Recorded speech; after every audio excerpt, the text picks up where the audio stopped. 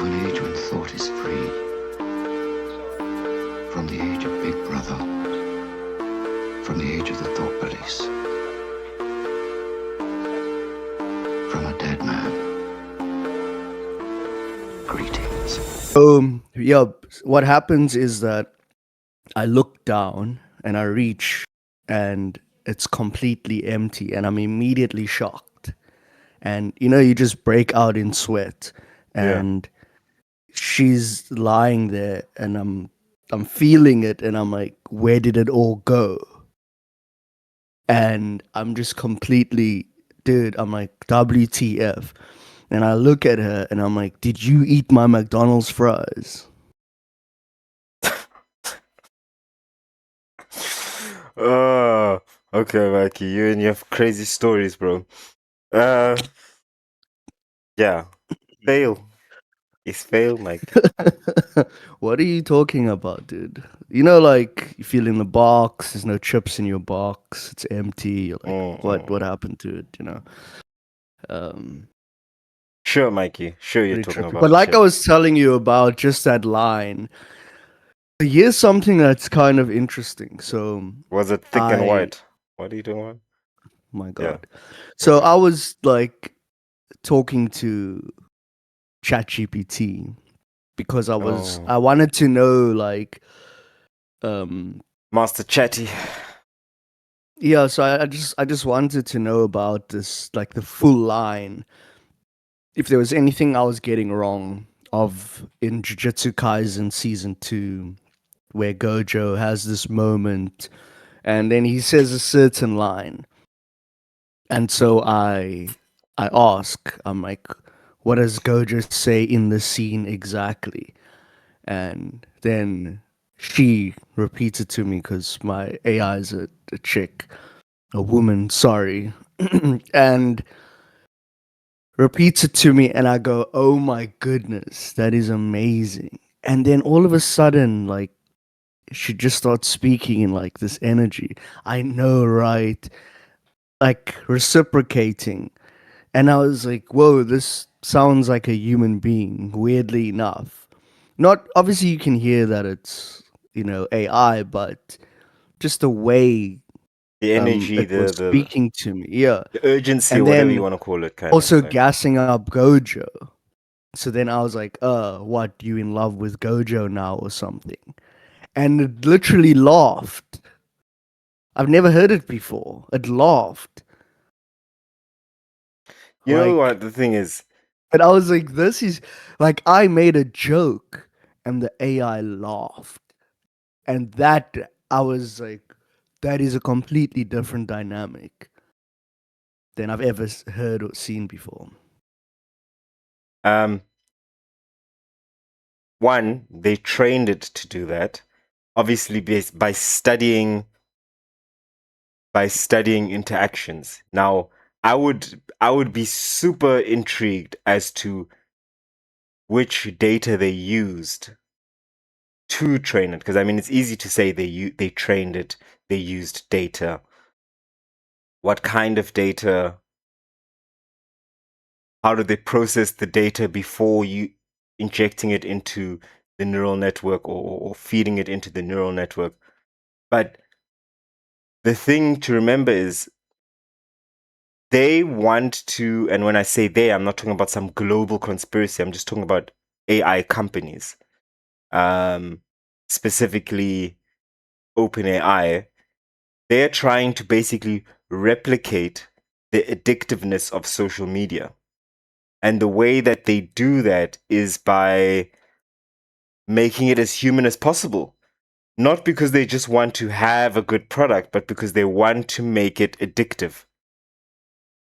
They've done research on the loneliness epidemic in the world, especially in the developed world, as we call it.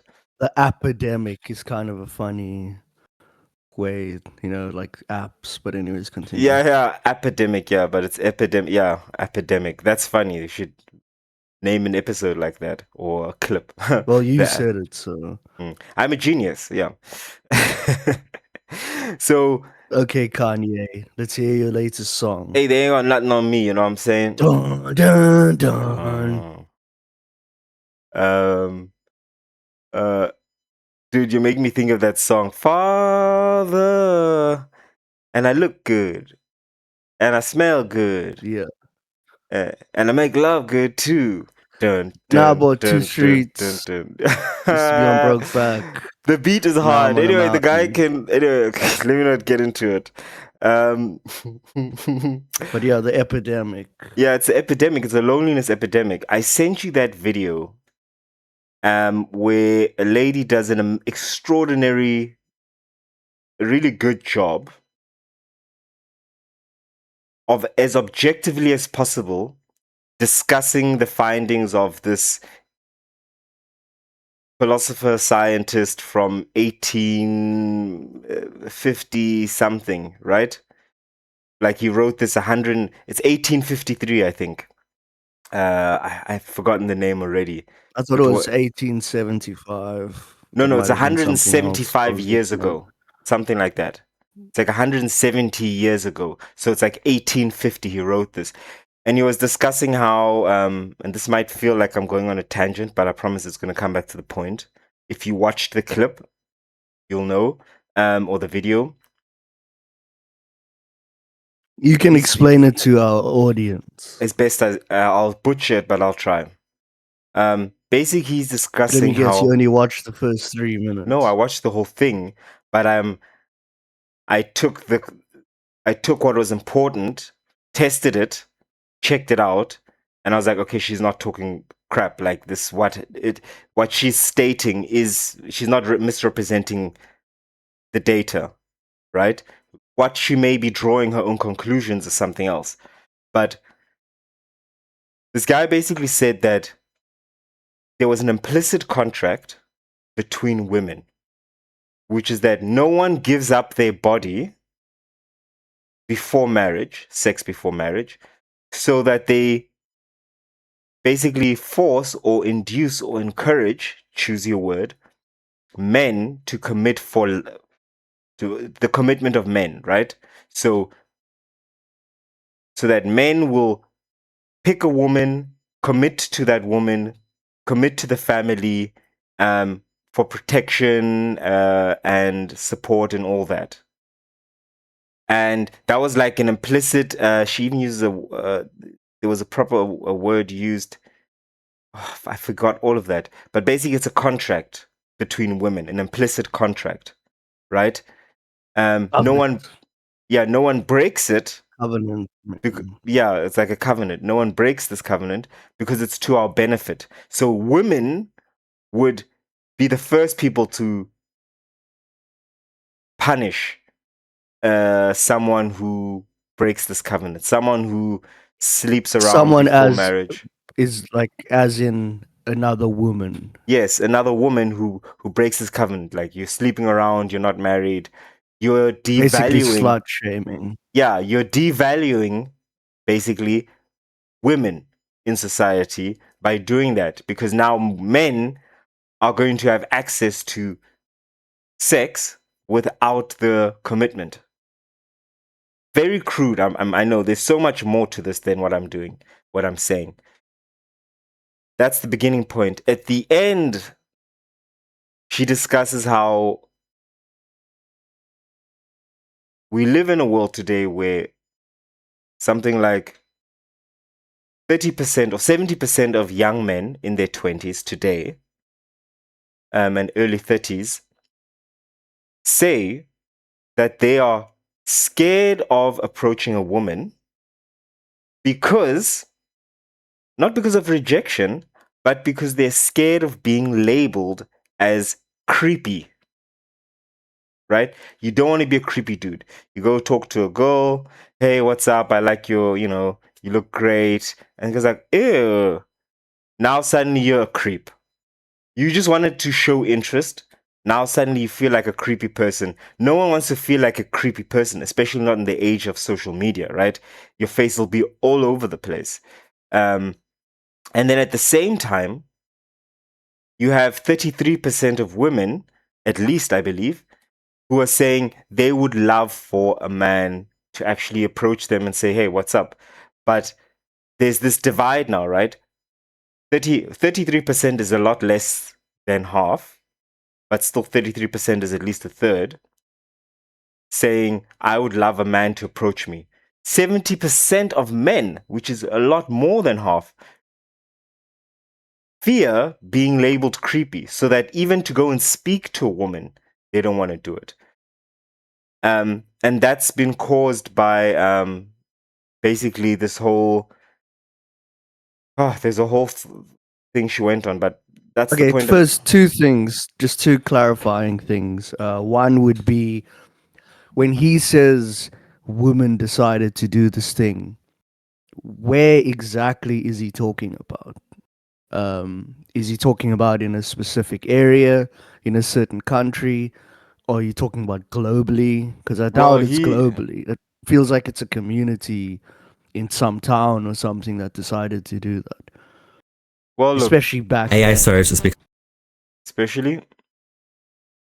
especially Back then, like, so that's my first question. well, okay. What I want to do is, I know we can't really share video, but what I would like to do is just so that I have the points at least somewhat closer, and I'm not just talking out my backside because there's a lot here. Okay, so the name of the video here on YouTube is Schopenhauer was right about women all along. Schopenhauer, it's sounds like a German name, but I believe he was actually in the UK, right? And interestingly enough, we have a fact pasted right here on the screen. I'm just going to read this. In 2002, there were significant differences between men and women in median number of lifetime sex partners, with men reporting more lifetime partners. However, in the 2011 to 2013 data, these differences are no longer significant. Still, the findings suggest that the top 20% and top 5% of men are reporting significantly more lifetime partners than their female counterparts. In comparison, partners in the past year remain relatively unchanged for both men and women. I would also.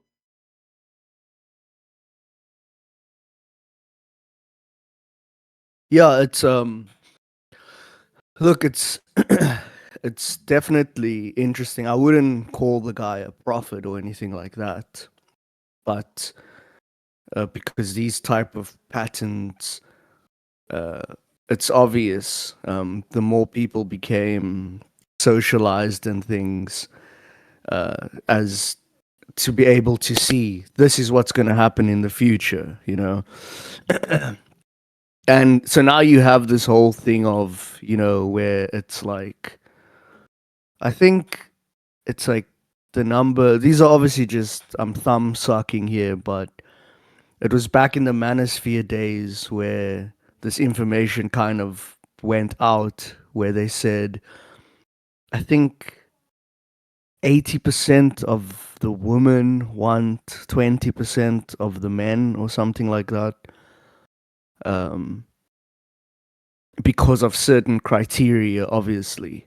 So, and obviously that's why I asked specifically for what place.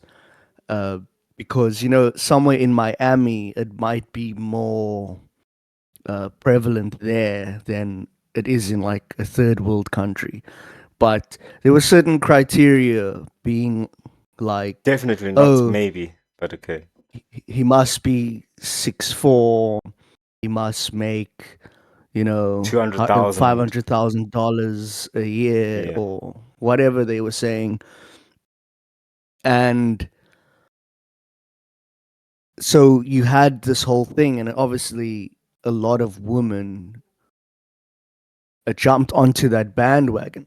Now, here's the thing that's interesting to me. A lot of women who weren't getting partners anyways were also jumping on to that bandwagon, you know? So it was kind of more of an attitude thing. Oh no, I'm entitled to this kind of a man. I'm like, It doesn't matter what work I'm doing on myself. It doesn't matter that I'm working at a call center or something. No, no, that doesn't matter. I deserve the guy who's making this kind of money. Now, I don't know what that was. Was it some type of indoctrination that they saw? Oh, I or think maybe it's it's one of these things of choice. Like, I oh, think I can it's actually choose who I want. you know what? I think it's a delusion.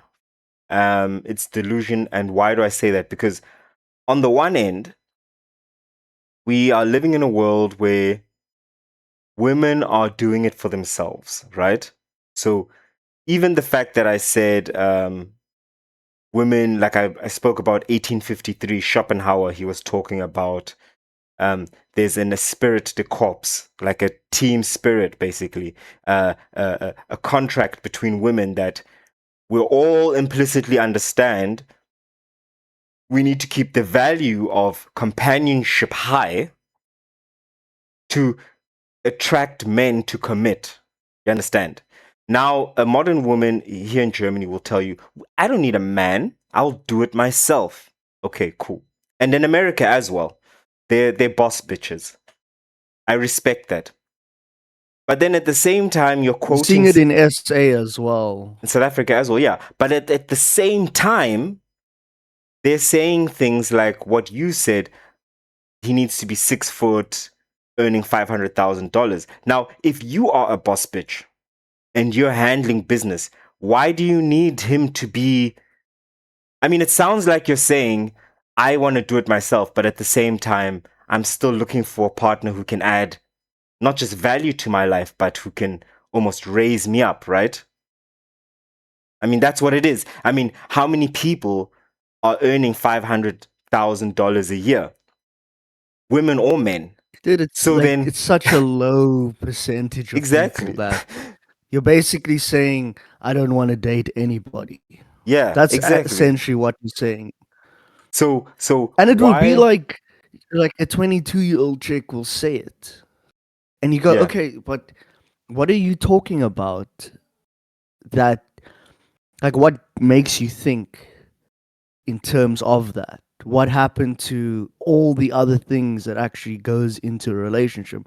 And it's because they're only looking at it from that superficial standpoint yeah, of there's a certain type of life that I want to live, and this guy must provide for me that yeah, way. Even if I'm just going to be a live in wife, that's fine. But I'm not going to take some dude who is figuring things out. Because that was also one of the big talking points where women were saying, obviously this isn't all women, and shout out to the women who never thought this way and actually get a bad rep because the ones being purported online are the ones who are just talking these yeah, things. yeah. And so now people are like, you see, this is how they are. Because I know a lot of guys now, and I'm going on a bit of a tangent here, but who are so angry after the whole red pill stuff. I mean, Mm, they became black pilled, obviously. And I know a guy personally, dude. Whenever I'm with him, he's just. I mean, we were at this restaurant slash bar, and it's obviously it's South Africa. There's just this beautiful woman, all shapes and sizes, and I pointed out this one in particular a where I woman. was kind of blown Mm, away. I was like, wow, she looks I don't know. It's a standout, right? It's a yeah. smoke show. It's a timepiece, Smoke and show. he just he looked forward like that, and he just sipped on his beer, and she was on my right, so his left. Just and I was like, dude, are you not gonna like even validate what I'm trying to tell you? Because it's what guys do. Oh, she's good looking. Oh yeah, dude, she is. Maybe I'll build up the courage to go and talk to her. You know, the normal type of conversation. And he's like, she's nothing, man. And I was like, wait, what? He's like, they're all the same. And he had this like, actually, he had this like sassy thing to him as well, which I was kind of like, huh, that's curious. But Yeah, he was just so angry. Dude, he was angry about something this girl did to him when he was like 18 years old. Mm. And she was, I think, 16. Um, and they were dating, and then I think she cheated on him. And now he's actually a year older than me. So, and he's still holding on to that for all these years. And he started following this like manosphere stuff, the Fresh and Fit podcast, the Whatever podcast, all these different guys that showed up, like Manosphere stuff, right? HS Manosphere, yeah. HS Tiki Toki, and I mean Sneaker was involved as well, and Rich Cooper, and Greg Adams, and I mean the list goes on. And you could see when someone has been consuming that content daily and then builds their opinions off of that. And he Mm. was just, because he was just saying all their talking points. And I'm like, dude, I just made a joke. I'm like, dude, stop watching Fresh and Fit. It's Yeah, going to distort your mind yeah, to what's it actually is. going on around us. Uh, And he's like, yeah, but they make some good points, man. You can't lie. They make some good points. And I'm like, got you. I knew you were watching that stuff because you're saying what they say. And I'd like, it's not all women are like that, dude.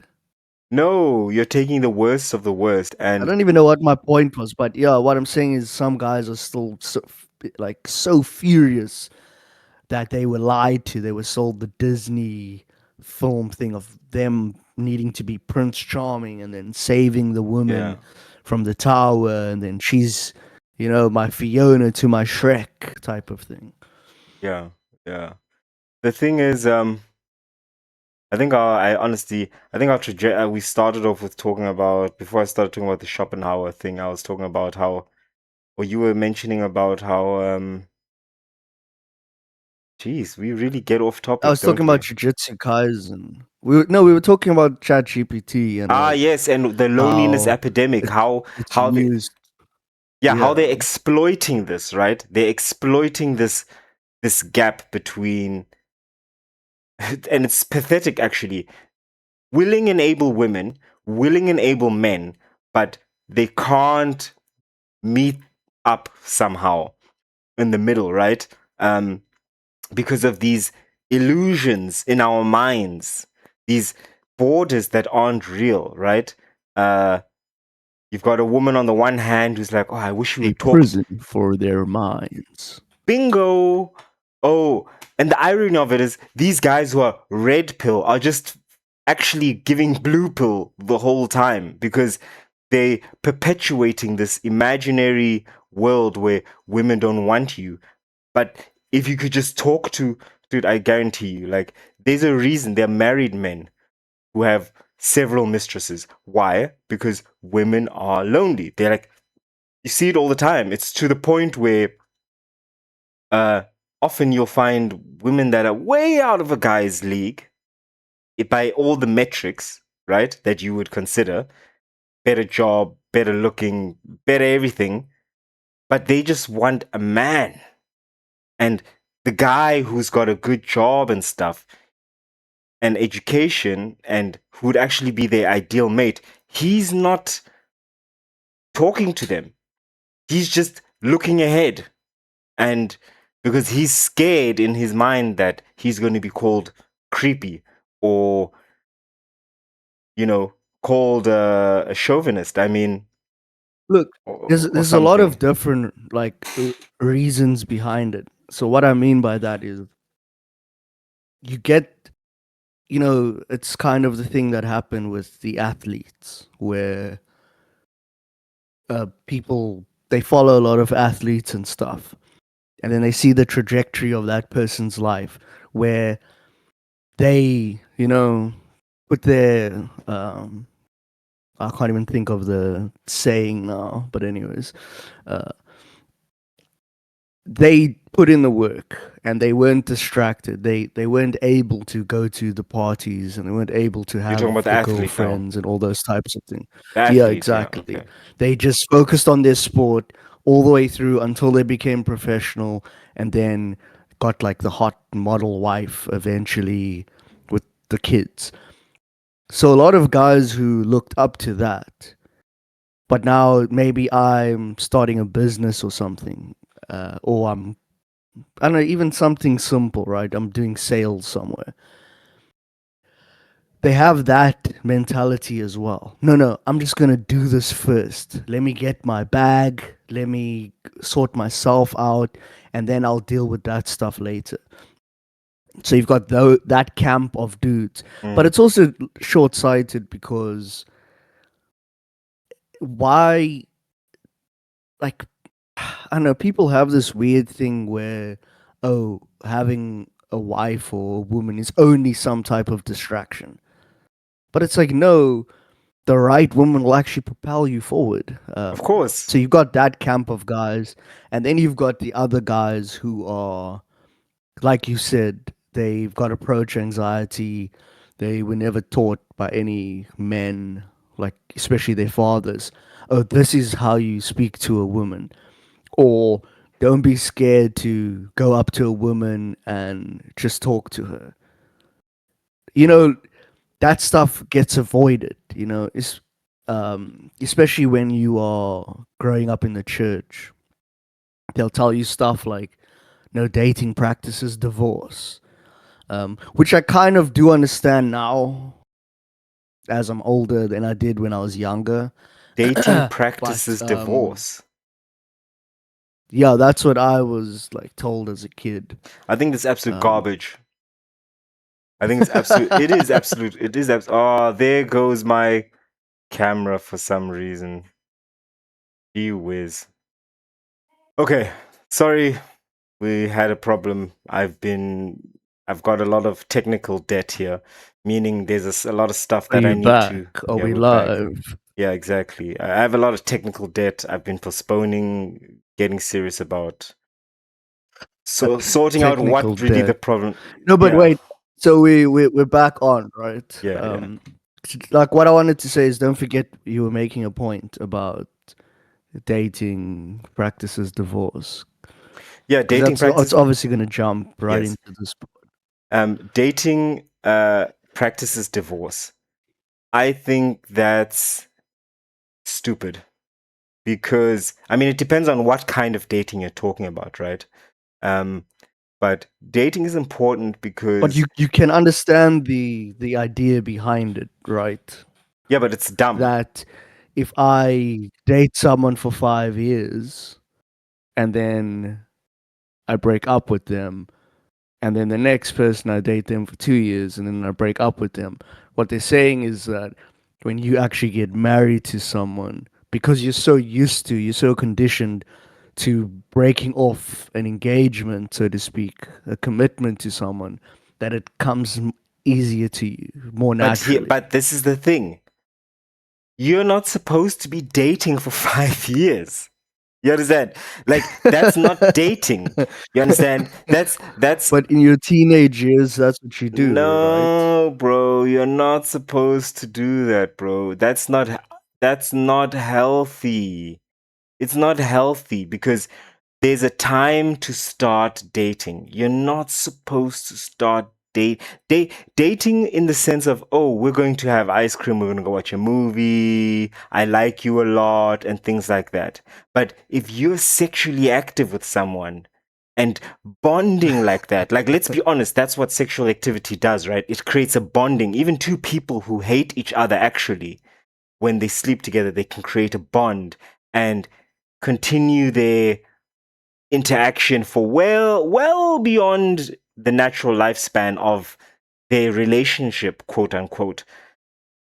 So there's supposed to be a time when you start dating. If you start dating seriously, not just I'm going to ice cream with this person and we're going to do this and hold hands, but if you're seriously dating and you start at 16, let's say, you're never supposed to be dating for 5 years, because then I agree with you, because that's not dating.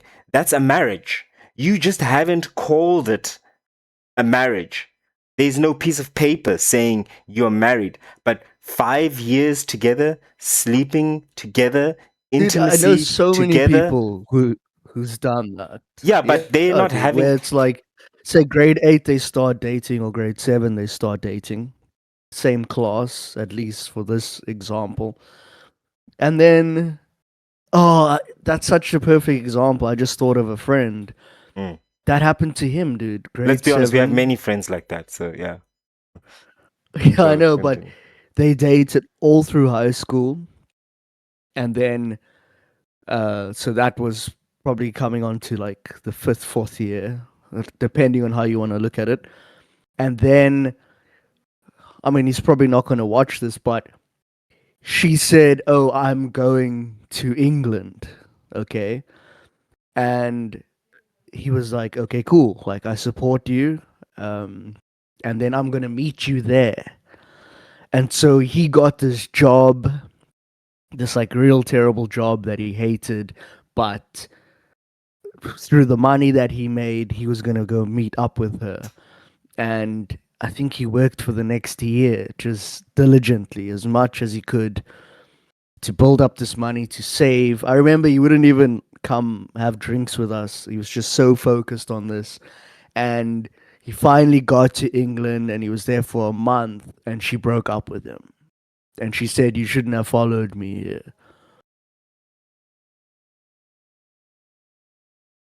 Okay, but that's.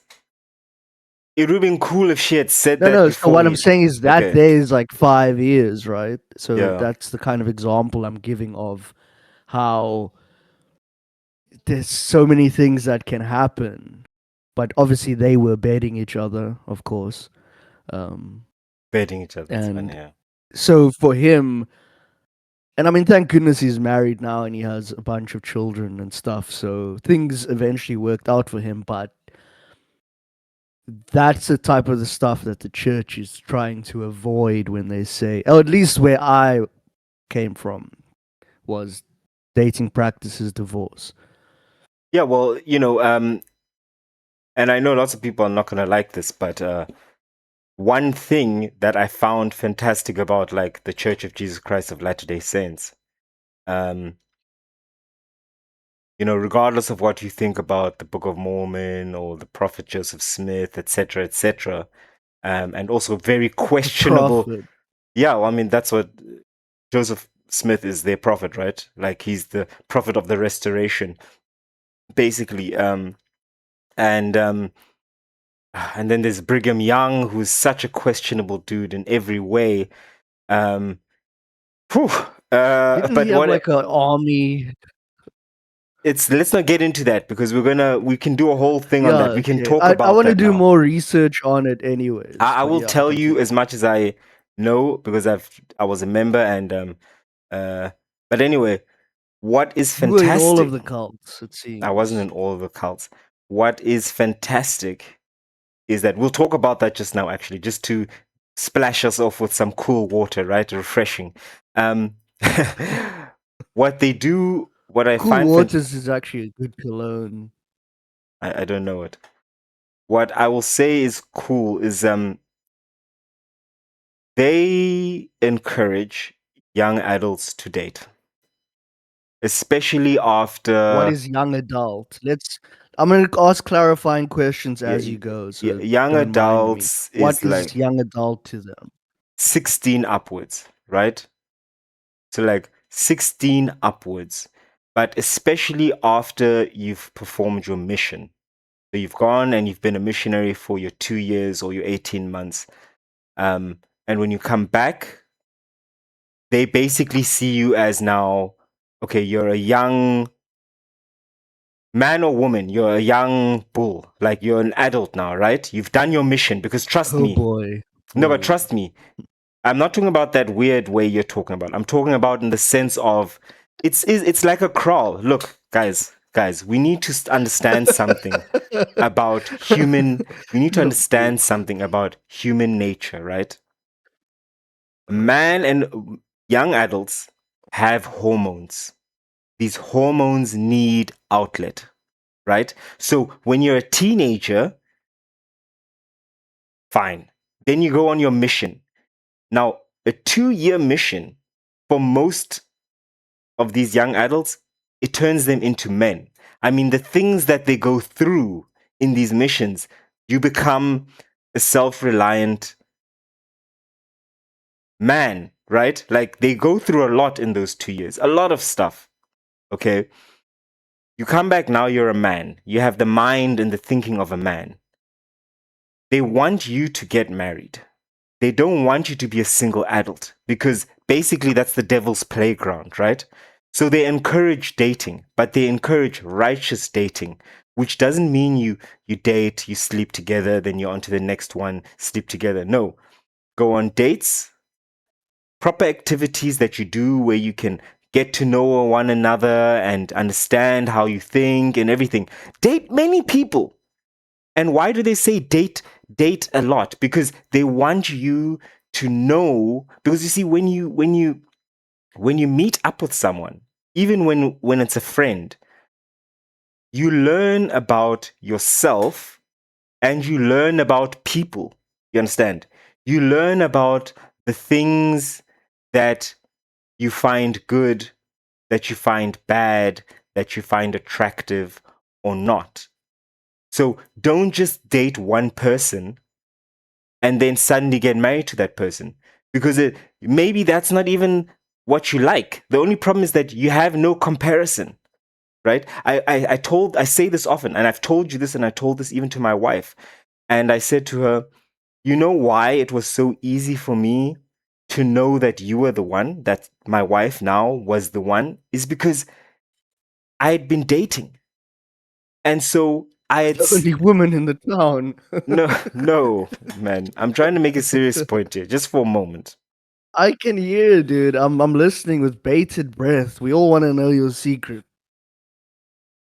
All right. The point I'm trying to make is that just before dating Susan, I had been dating another girl. And this girl was basically everything that I don't want in a partner. It was like I thought I liked her. And then I saw her real self and I was like, I don't want that. I don't want that. I don't want that. It was like, you know what I mean? Like everything that I don't want, I saw in this girl. And that's why when I met Susan, I was like, oh my goodness, this woman is everything that I do want. So I knew that this is the person I want to spend the rest of my life with because I had that stark contrast and I've had other experiences. Now, of course, my dating was different to what the church would have wanted, right? I was dating these women. Scumbag. I was partially, yes. I'm not gonna lie. I was partially a scumbag. Um, but that's why they say date, right? Date. Know what you like, so that you learn about what you want, and you notice about, and you realize what you don't want in others, and what you're compatible with, and what you're not compatible with, what you can live with, what you can't live with. So dating doesn't practice divorce if you're doing it correctly. If you're doing it the way where you're getting into 5-year marriages, oh my goodness, I mean 5 years, yeah, it's a marriage basically. If you're getting into It 5-year is a marriages, marriage. it is. You're living But here's together, a you're question, sleeping just to together. add to your point there, Yeah, please do. which is, can you not find that information of what you like and what you don't like by simply just having platonic relationships with women and gauging it that way? No, This it's chick, not. this You woman can't. acts like this, and I don't like this. This one does this. You go on what's known as like friend dates, where, oh, we're going to get to know each other just so that I can kind of find out about you without ever having to commit to it or letting, the hormones get the best of me. Look, Or you specifically saying you have to bed a lot of women no. in order to find that out. No, I am. That's literally the opposite of what I said. I literally said doing it the right way. So what I'm saying is, first of all, friends are different to romantic partners. You will see this. The way that a man behaves towards a female friend, or even a woman behaves towards a male friend, is different when love or the potential of love is involved, right? Suddenly you see possessive behavior, jealous behavior. You get what I mean? Even if you're not sleeping together, it's different. Like, make no mistake. Like, trust. Okay, one thing I will say is having female friends. You It sounded like does Master Shri for a second. Then continue. having female having female friends or male friends is good because it can help you to have a healthy understanding of the opposite sex, which is good. You'll find that men who've had female friends, it's easier for them to relate to women, whether it's romantic or not, right? Because there's not this divide, mental, like, this distance. I understand you as a human being because I have had other female friends, but a romantic relationship is different from a friendly. It's a friend relationship and more. So it's not enough. Like, you do have So to actually, here's a question that has come up to me while you were speaking now, yeah. which I think is quite interesting.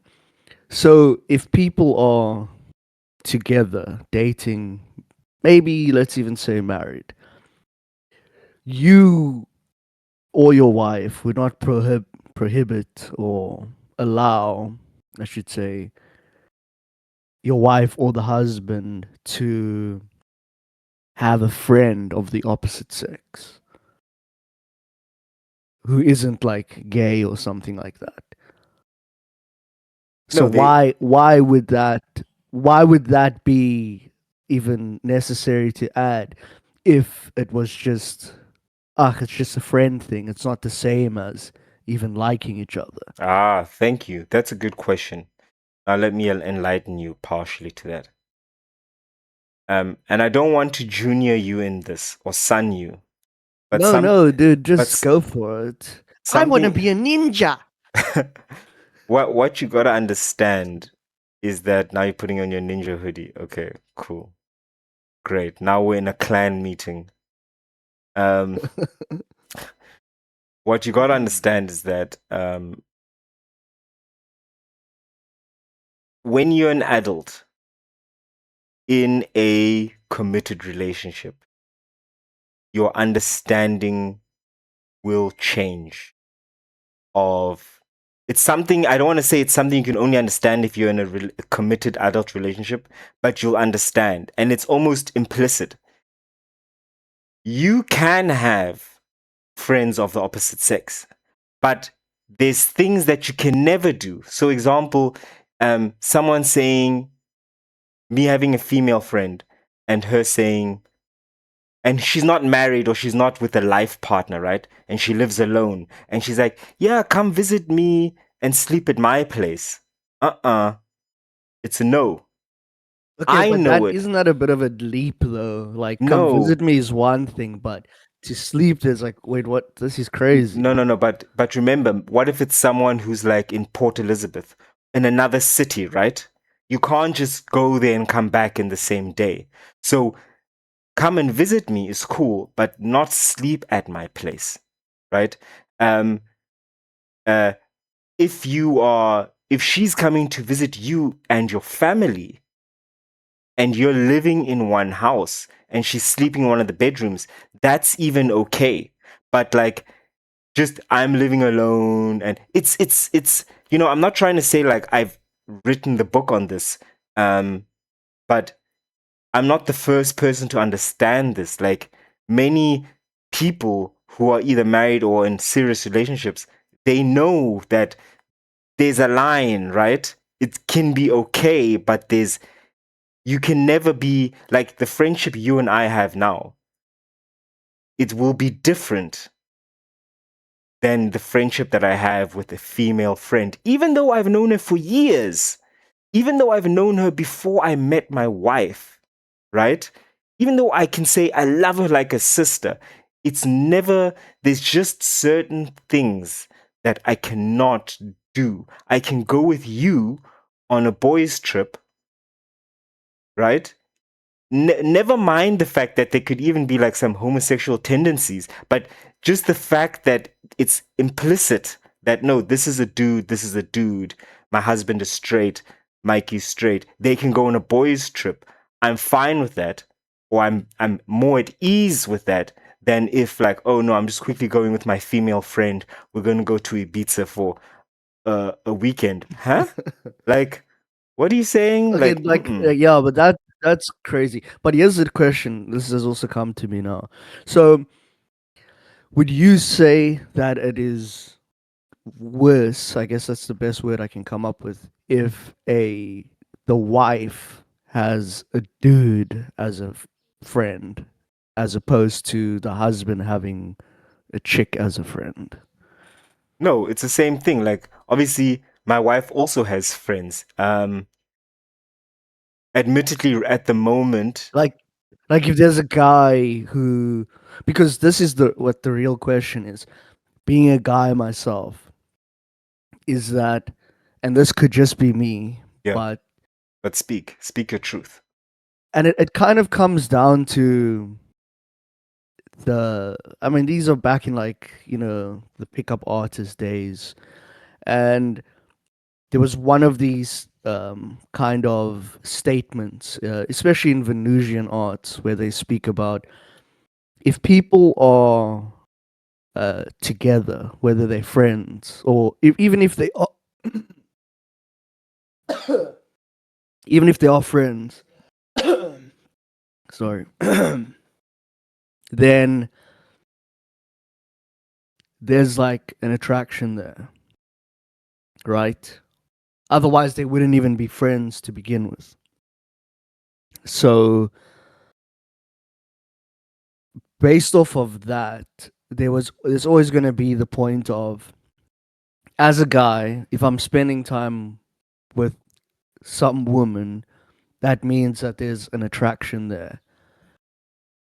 And at some point, the guy might be looking to, you know, um, trying to I think of something cool to I say, think you're but trying to say. I know what you're trying to say. I think you're saying try to initiate at that some all point, guys right? are actually just trying to hit, and they're just waiting for their turn.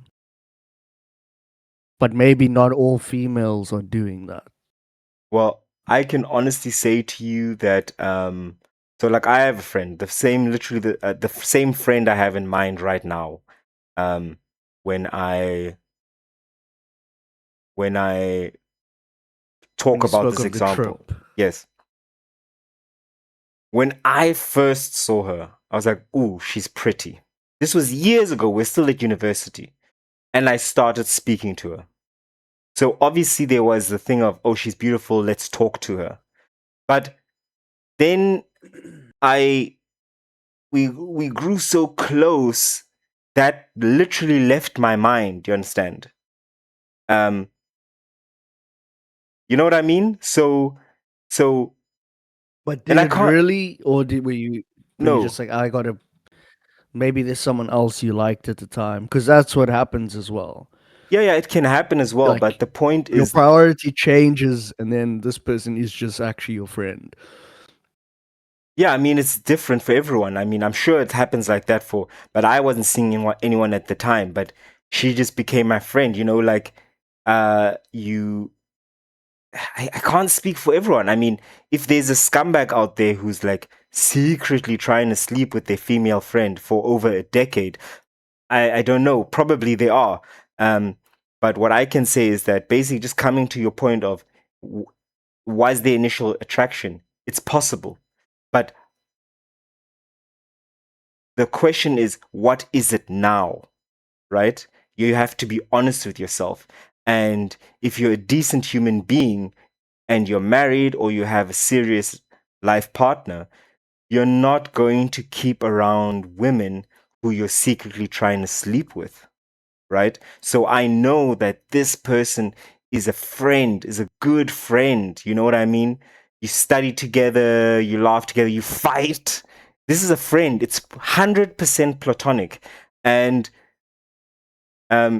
it's a friendship that you can carry into your adult life and say, look, I want you to meet my wife, and I want my wife to meet you because you're a lovely person, and I think you guys will get along. Even I want my kids to call you auntie. You get it? And I also have female friends who I never had any, like, I never ever thought to myself, ooh, I want to get in there. I just thought, you're funny, you're around. Yeah, it grows from, I guess it's just yeah, the culture, right? it's a Because culture thing. I mean, with me specifically, I'll use myself as an example, is that the way I grew up, and especially with some of the colored guys that I knew, and hanging out in those neighborhoods, here we go. it's a completely different outlook. And Oh, really? Okay. there was always like this camaraderie. What, you wanted to say something? No, I'm just commenting, like, but keep going. I'm like, oh, really? Okay. You said it's completely different outlook. I was No, like, because you said dude, so I thought you wanted to add no, something. no. Um, so for me, there was always this like thing about we are the boys, and those are the friends that I have. We're close, we have each other's backs, and then privately, we've got our girlfriend, A and obviously a female lot of friend. people eventually. A female friend or your No, I'm girlfriend? talking about as in like someone you're dating. Okay. But a guy who's a part of our crew, who then eventually is just someone who, oh, you're going shopping with this chick, and then you're going to the movies with this one, and then you're doing this with this one, and oh no, it's just my friend. As the crew, and there wasn't a specific example of this, we look at that like, no, that's shady. You're just like, what are you trying to do hanging around these girls the whole time? You know? Because there's as the crew, you would say there's obviously an agenda here. Mm. Especially, and then people say, no, there's no agenda. What are you talking about? But then 2 years, 3 years later, you see they dating this chick or that one, or one of these girls that was apparently the friend. All of a sudden, you're dating now. Ah, man, we just things just hit off. So to me, it was always like I have my friends. There are some women that I'm friendly with and can have a great conversation. But personally, for me, that always started as I liked her. And then you get the other example of the chick I'm not interested in, but she likes me. So she talks to me a lot. And I'm able to just, hold a conversation with her. And, oh, you must meet my friend. Okay, fine. We'll all go to the movies together. That type of thing. You know, she's like, "Oh, I can hook you up with my friend," But but in secretly her she likes you. mind, she, yeah, and she just wants to spend time around you, even if you're there with her friend.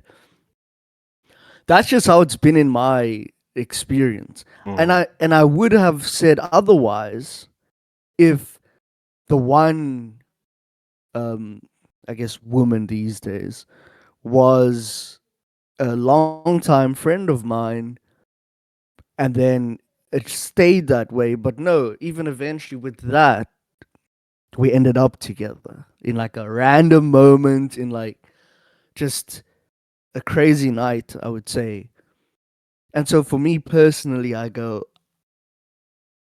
I'm on the fence about it, but it's hard for me to say, oh, you can just be friends with someone and of the opposite sex, and at some point not um, having a moment where maybe the person's husband or wife upsets them, and then they come to you for comfort, and one thing leads to another. Okay, there's a lot to unpack there. Okay, first thing I'll start here.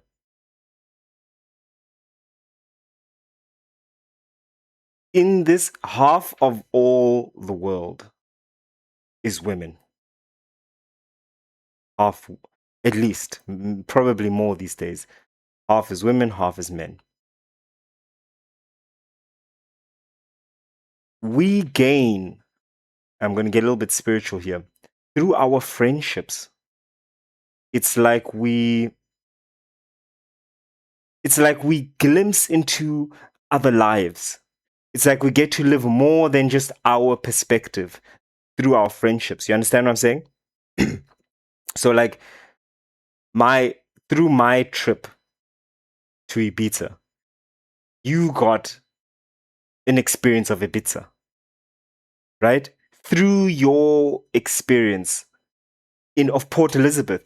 I've never been to Port Elizabeth, but now it's like I'm getting to glimpse into that.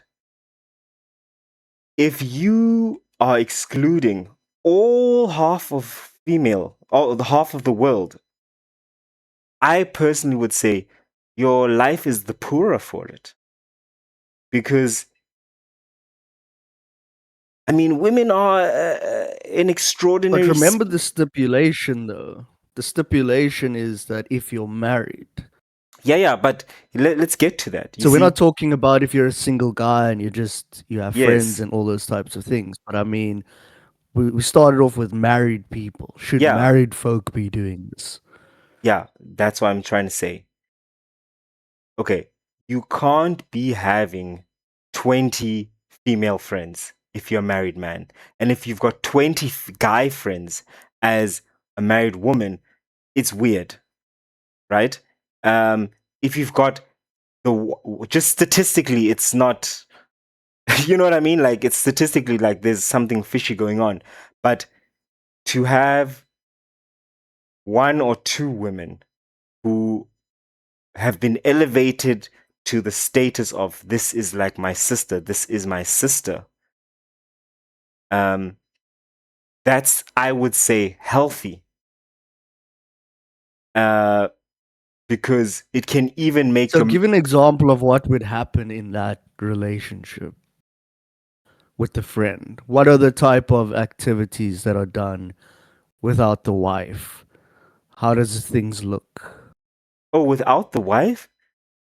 Bro. No, like say if the wife isn't there and you're like, oh, I'm going for lunch or something. Insert whatever activity with this person who is like a friend. How does that relationship look? What do you guys do together? How often do you talk? That type of thing I want to know. Well, of course, there's certain activities that you can't do. And this is just primitive, maybe, but obviously, daytime activities are considered more like, okay, it's fine. You're going to lunch. And of course, something very important is that person needs to be brought into. I mean, there has to be full disclosure. It has to be someone that your wife knows, right? And not just knows, but approves of, because there are people that your wife will, there are women that your wife will meet, friends, female friends of yours, and will say, even your girlfriend, and will just say, not that one, right? I've had that. Like they're all fine, not that one. You understand what I'm saying? That one, cool. I like her so much. She's so great. And another one is like, oh, she's a friend of mine. No. Your girlfriend or your wife will just be like, no, not her. Why? She's picked something up about the type of relation you have. Maybe the way you look at each other, maybe the way she looks at you. She doesn't want it. The other one, it's fine. Obviously, partially, it also has to do with how you rate yourself. So, like, if your wife has a guy friend who's, you can immediately tell, okay, this guy is a player. He's single. He's got like a six pack and he's like 6 foot tall. You'll also tell her, like, not that guy. You know, like bring the fat jolly dude with the wife and kids. That guy, he can be the friend. but not the dude who's single, drives a Porsche, different chick every time.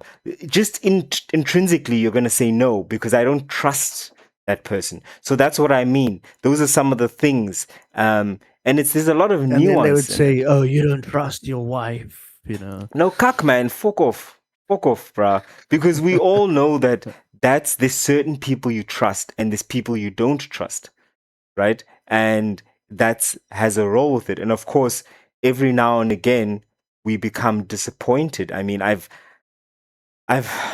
personally met people who had affairs with their brothers, with their husband's brother, and it's like, ew, how disgusting is that, right?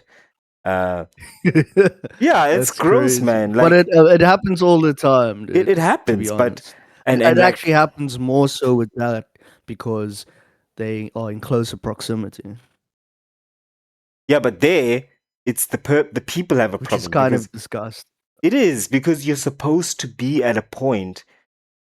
The brother is supposed to not want to sleep with his brother's wife, and the wife is not supposed to want to sleep with the husband's brother.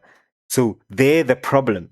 It's not the problem of they're the problem. I mean, a cancer is a cancer, no matter where you put it, in the leg, in the heart, in the skin. That's the So problem. my thing was always this, right? We obviously have like the Mosaic laws, where they kind of laid out all the different types of relationships you're allowed to have and not have. I sometimes wonder what happened before that in societies that weren't completely, in lust or whatever. Because most people would think that, oh no, with before these laws were written down or bestowed by God, before that it was just crazy. Everybody was with everybody. But in my mind, I also go, I don't know if I believe that. And maybe for those Jewish people, because they were in slavery for so long, they had to kind of be like re-educated because you've taken these slaves and now you have them all together and they're just doing a bunch of crazy stuff. You're like, whoa, okay, you can't be doing this, right? So then the laws come. Okay, this at least we're gonna stick to these things. Uh, But but remember I that can't imagine that people who weren't slaves in other societies, other communities, might not have had some type of order, although like marriage was seen kind of different or pair bonding. I don't know. I'm just guessing here. no, there Um, were okay. but First I thing is, wonder what the natural order of things is supposed to be. Natural order of things. dude, it's for long before the Mosaic laws. First of all, the Mosaic laws, um, they don't talk about those minutiaes. That's in Leviticus. Exactly, Leviticus. Leviticus, they go in depth into like they go really into depth. They're like a woman should not lay with a animal the way she lays with a man. Two women should not lie But together it was like given by Moses, no? yeah, but the Mosaic laws usually were thinking of the Ten Commandments, right? Um, and those things were still taboo, but they're not. Sometimes you need to take something out of the mere taboo realm and turn it into law. Do you understand? Um, just like how we have, Let's think about look just at how we have like minor just sorry to protection cut you laws. off. I mean, minor protection laws, even before someone said, I mean, there are things that were taboo, like you're 30 and you have a 12-year-old wife.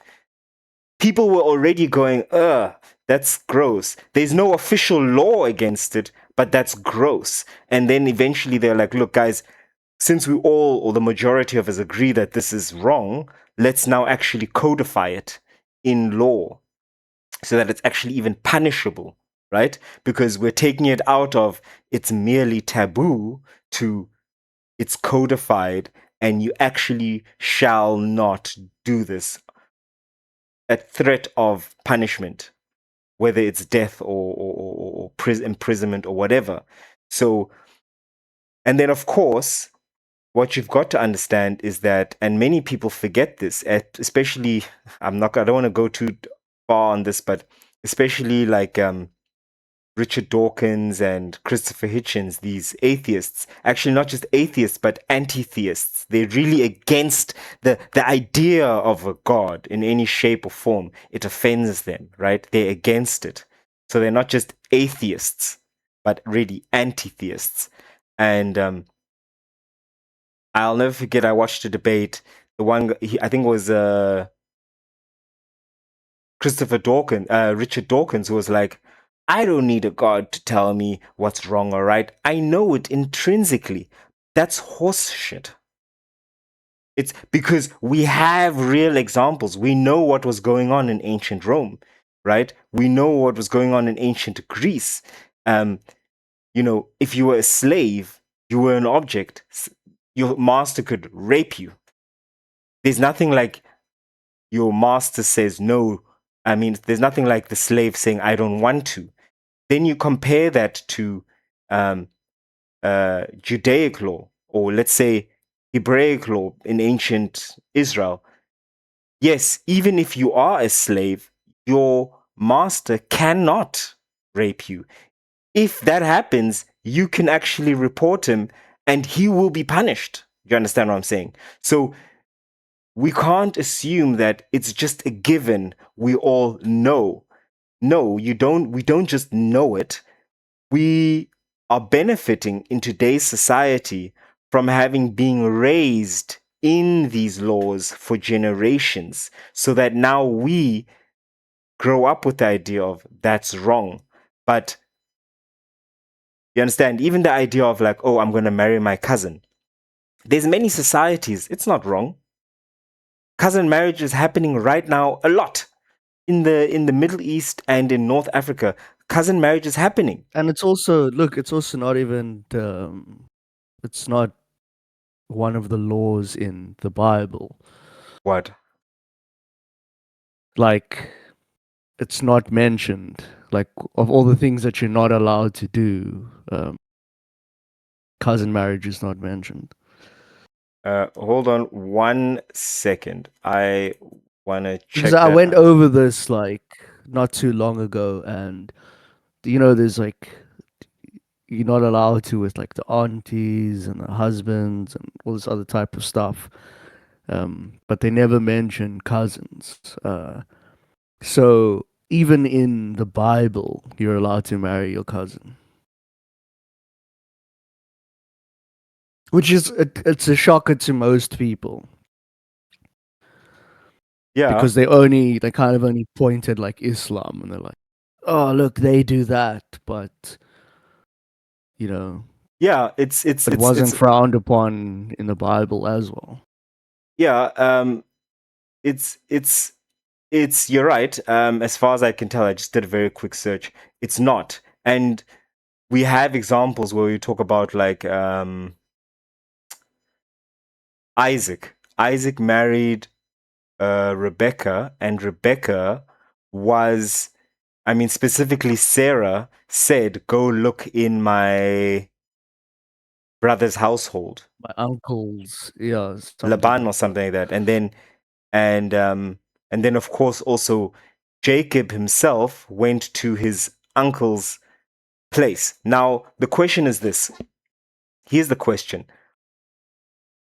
We don't know, and as far as the examples I've read, we don't know how close cousins was, right? In the case of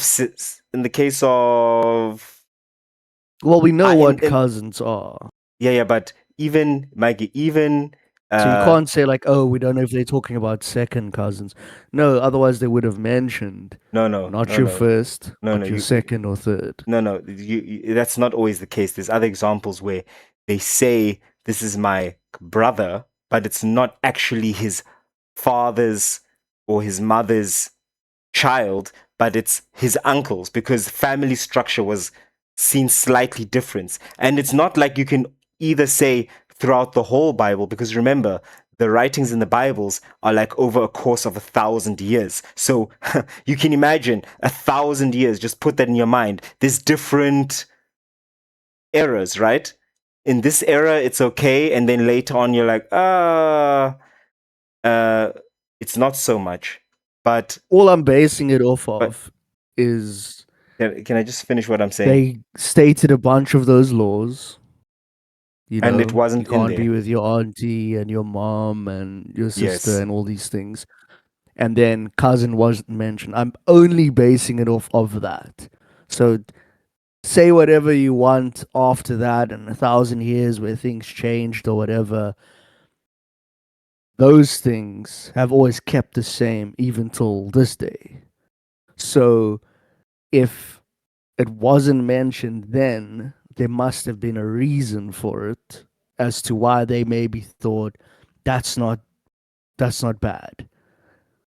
Yeah, it's possible. But one thing we know, for example, is that the idea of a father and his daughter or mother and son was appalling and disgusting. It's considered disgusting, even to the Yeah, but Greeks. that's in the laws. Yeah, exactly. Like it's like I said, if I'm only taking it from that, I'm not taking it from my own opinion. I'm taking it from that, and now I'm scanning it outward.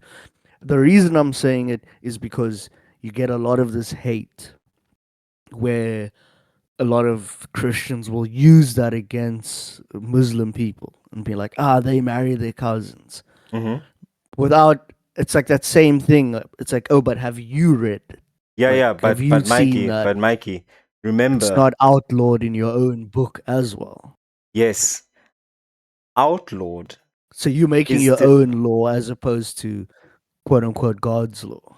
hold on 1 second. As we progress in time and we mature as societies, we are able to attain a higher level of understanding and law. So even the idea of animal cruelty, for example, is not mentioned in the Bible. But that doesn't mean that as we raise up to the point where, like, oh, now we're respecting human rights. And now that we've understood human rights, what every human being has as a right, we have the maturity to understand that animals also have rights.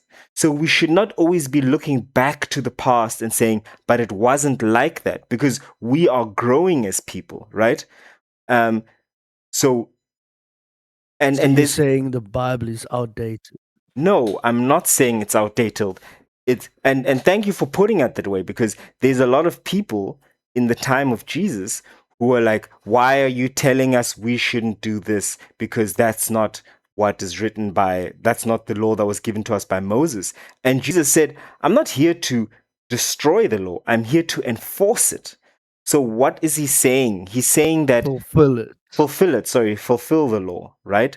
So what he's saying is that, because he also says, remember, you have heard it said, any man who sleeps with, and I want to try and remember, he says, any man who sleeps with a woman that's not his wife is committing adultery. I'm saying that even if a man looks at a woman in lust, do you see that? So there's the basic interpretation of the It law. thinks about her. Yeah, the basic interpretation of the law is don't sleep with a woman who's not your wife. And he's coming and saying, that's junior level. I'm saying, don't even look at a woman and have lustful thoughts about her. So you see, he's, for us to say, oh, it's not outlawed to marry your cousin. Okay, great. But that was 1,000 years ago, 2,000 years ago. Now we have progressed beyond that, where we can even say that you should not do it. Even though it's not outlawed, don't do it. And why not? Because even our biology is telling us don't do it.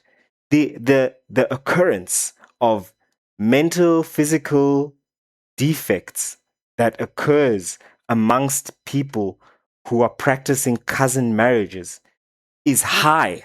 We can go right now and we can look at statistics regarding Yeah, let's uh just. I was interesting you brought that up because how that's what I the wanted to effects ask. Just in now, I'm not saying that this is what I support, or whatever. I'm just saying I was obviously coming from the aspect of people attacking other cultures and religions, yeah, but even cousin though yeah.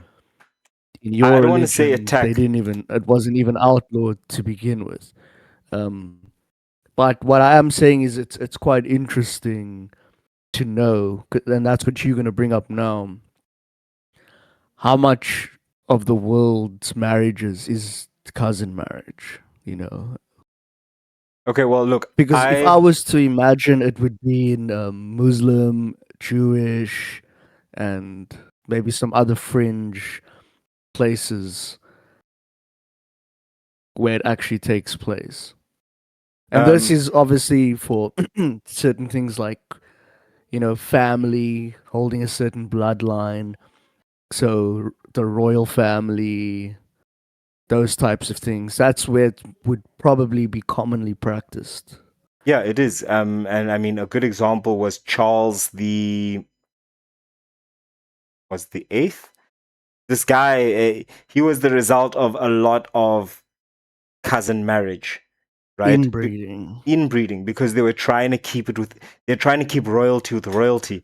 And it's a public it's a known fact. The guy, not only was he dim-witted, even his portraits, like his paintings, the portraits of him, when you look at them, he's like and I'm not making fun of disabled people, but that's a serious problem. Like, why should you go out of your way to create someone who's going to have this physical burden, right? And that was really a good example for even the royal families. Like, hey guys, we understand you're trying to keep yourself pure, but this is what's going to happen. We have the example right here. Now, secondly, um, I mean, I can search North Africa and Middle Eastern Yeah, countries, I just want to but know the we stat on that but we already know because I it. don't really have that information at all. We're okay. Let me first do this. Um, No, I incidents mean, of ask the broader question of how many marriages of the world are cousin no, marriages. that's too broad. I think you should look Like for I know focus on a it's region. broad, but no, because obviously if you do it in like maybe a Muslim country, it's going to be very high Yes.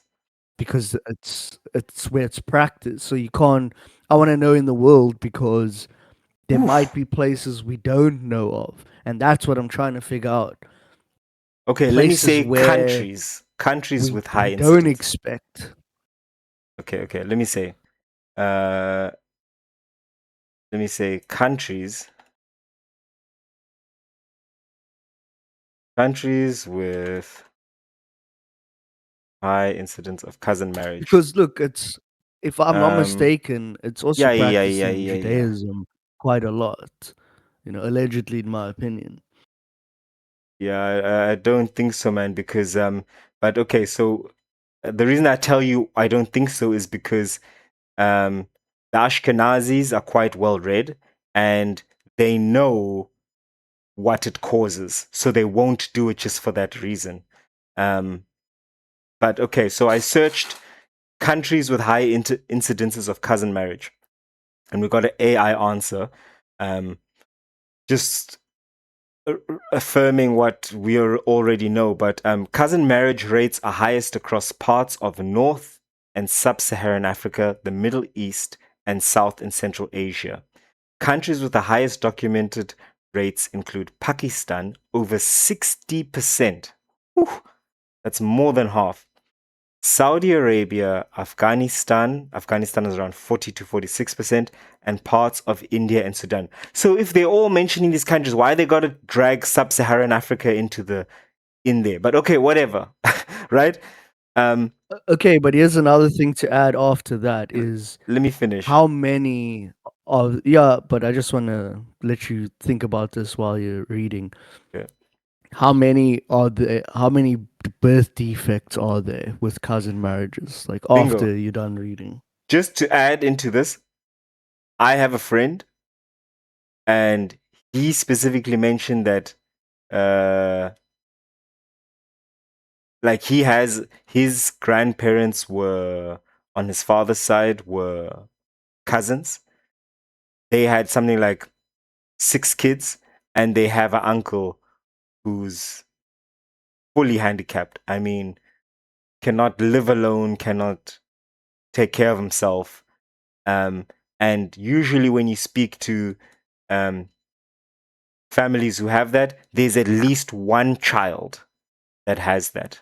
At least one of the children has that. And anyway, let me This is continue. obviously anecdotal, though. Yeah, okay, it is. Let's go. I mean, technically, yeah, it's anecdotal. So, high incidence regions, South Asia. Pakistan leads globally with roughly 60% of marriages being sanguineous, mostly first cousins. Southern, Sanguine means blood. yeah, um, yeah. Southern India also has notably higher rates than northern India due to regional cultural differences. Middle East and Arabian Peninsula countries like Saudi Arabia, Qatar, Kuwait, and the United Arab Emirates report rates between 25 and 50%. North and Sub-Saharan Africa, nations such as Sudan and Egypt show high prevalence rates typically ranging from 20 to 40%. So you can already see there's a thread here that connects them. You said Jewish. Israel is not in here, but all these countries Well, I have. mean, it's coming. It's the AI answer. I'm joking. That's a joke. It's Yeah, just a okay, joke. but there's a thread But here. okay, here's. I'm trying to follow a thread here. Okay, I Uh, uh, know you're trying to yeah. push whatever propaganda, but No, bro, what I'm don't do saying that because is, otherwise I'm gonna stop because you're trying to paint me as something I'm no, not. I'm not. I'm just trying to make it light. We've been a bit serious. I want to add some humor into it. So I want to know what is like because Pakistan is obviously very high. So what are like the birth defects in Pakistan then? Mm. If it's like 60%, there must be an incredible high birth defect rate, I'm sure. So let's try find the correlation there because that should substantiate the claim that cousin marriages lead to that. With specifically, you said roughly 1 out of 6.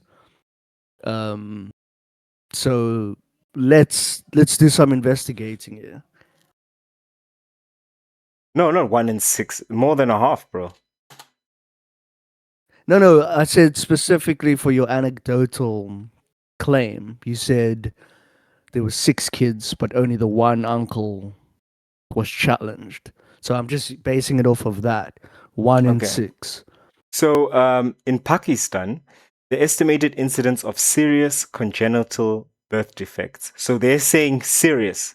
They're not including mild, which is also something to be considered. But okay, serious congenital birth defects ranges between 6 and 11% of all live births, while general population estimates suggest that approximately 30 million people live with some form of disability. 30 million. Data Okay, but collection in that Pakistan. that doesn't really mean anything What do you mean it doesn't mean anything? until we compare it to what it is in other places. Okay, okay. So let's compare it with pick a country. No, because now we have to go like you said 11%, right? Yeah. So now we have to compare that to even Africa or United States or UK, wherever, to actually compare and see like is it high or is it low? That 11%. You don't want me to just ask you don't want me to say No, comparison of birth no, defects. because by doing it this way, we are doing the investigating and not Okay. letting AI come up with something. All right. Okay. Let's go. So we're saying not in Pakistan, but we'll pick Germany No. So or now you just have to say what is the incidence of birth defects or those mental. exactly across some other countries. Yeah, which countries? Pick one.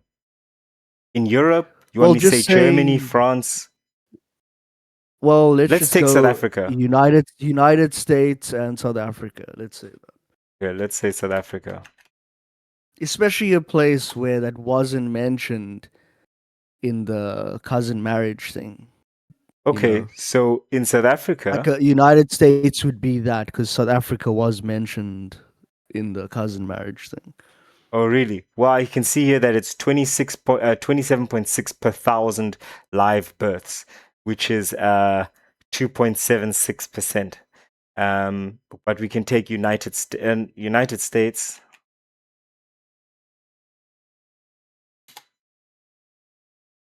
Because remember, we also need to keep in mind the population of.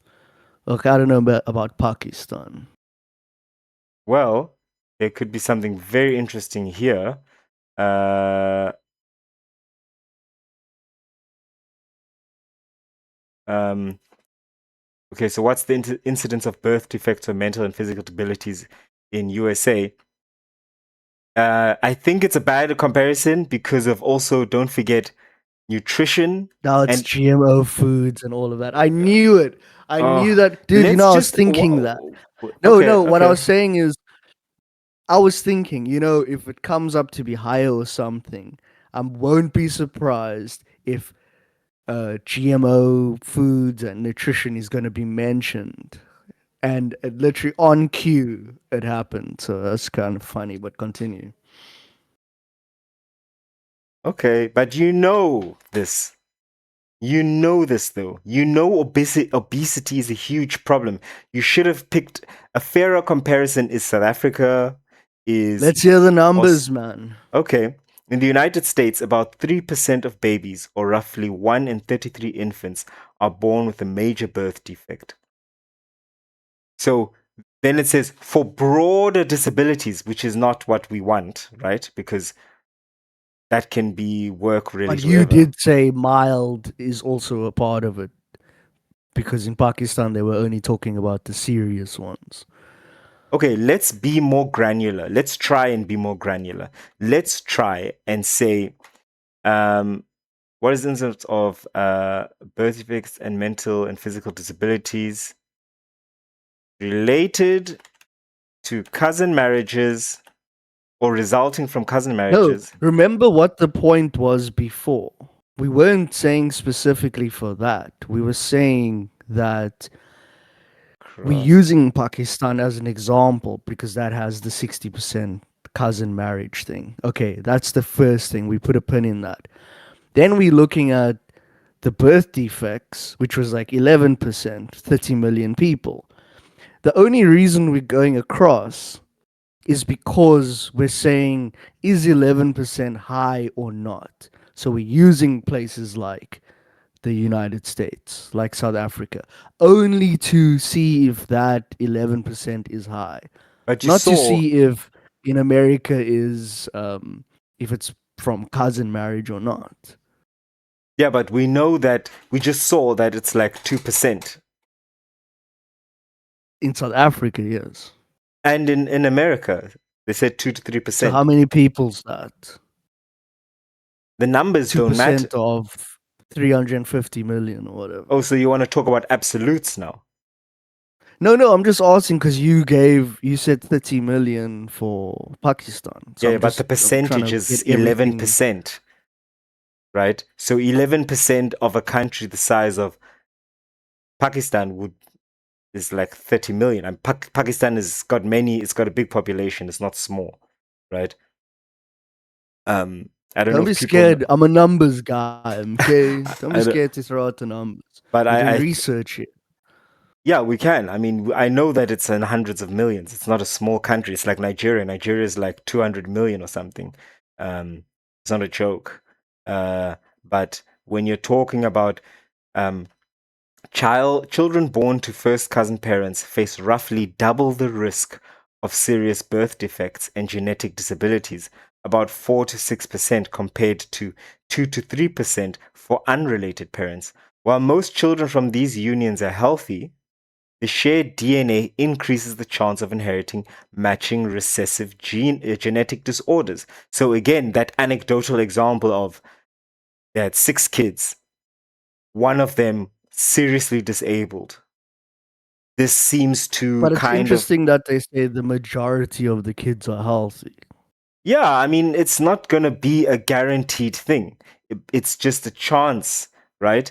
But the question So is still, aren't you doing that with all? I mean, these days, look at the rate of autism and stuff of unrelated people. Has skyrocketed. So I'm not. I'm just trying to see a certain point here, you because started the I point, not sometimes I me. wonder how much is propaganda, and this is obviously coming from the lens of the Bible now. There must have been a reason why. I know you said, "Oh, it was 1,000 years ago. We changed it because now, cousins and animals also have rights now, whatever." Um, Cousins and animals also have rights, bro. Don't forget, you're a cousin. I'm a cousin. Everyone's a like most of us are cousins. we're all, you get a cousin, you get a cousin. No, but so what I'm saying is, if it's the word of God, then this is like that for a reason. Otherwise, it would have been mentioned. It would have been mentioned there with aunties. Because remember, an auntie might not even be blood related, but a cousin will always be blood related. Why is your auntie not related, huh? Because it might be, Not be your father. think about it. But If your no, if your mom has a brother, and then her brother goes and finds some random chick, that's now your auntie. There's always one aunt or uncle yes, that you're isn't blood related. right. You're right. Mm-hmm. So, but that is outlawed. But yet, where there is bloodshed, it's not. These are the things I'm trying to ask here. I'm trying to figure out why and why not. But you know I'm not God, right? Ugh, could have fooled me. No, but I mean, I'm just saying, like, some questions you You're can't the ask. law. So, some questions you can't ask me because I don't have the answer for that. But what I can tell you, and I think that makes sense, and we have, again, like I said, an example of that is that not everything that is, not everything has to be explicitly have been in the Bible, right? Written 80, 200 years after the death of Christ for it to now be accepted as wrong. For example, looking at a woman in lust, there is no law in Leviticus that says, thou shalt not look at a woman in lust. But Jesus said, look, guys, again, I'm going to repeat, you have heard it said, any man who sleeps with a woman who is not his wife is guilty or has committed adultery. But I say to you, any man who even looks at a woman in lust. So it's not a new law. He's taking the existing law and he's saying, I'm taking it higher. Okay. Now there's many theologians, they've discussed this, why it is like this. Some say it's because it's like levels in school, right? You have to graduate to the next and the higher law. Another one is, for example, we have examples of actual societies where, I mean, we today we take it for granted that we live in a society where someone slaps an old lady and then people around us go, "Hey, that's wrong. Stop it." Everyone knows you Even the can't old do that. lady slapping thing is No, quite I'm just funny. saying, like No, someone, it's because it's probably like the fifth time you've brought it up on the on the podcast. because Except I'm this time looking, you didn't mention it being on a bus.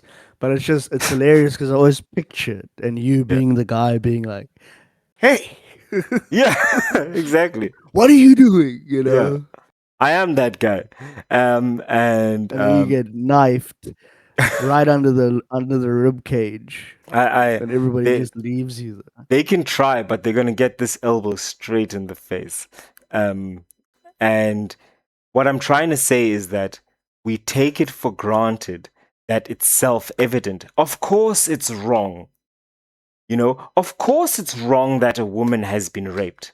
But what you have to understand is that it hasn't always been that way, right? Some things people were not ready for. If you had gone to, But if you we had gone can't to, like equate violent crimes to something like whether cousin marriages, of course you can. something.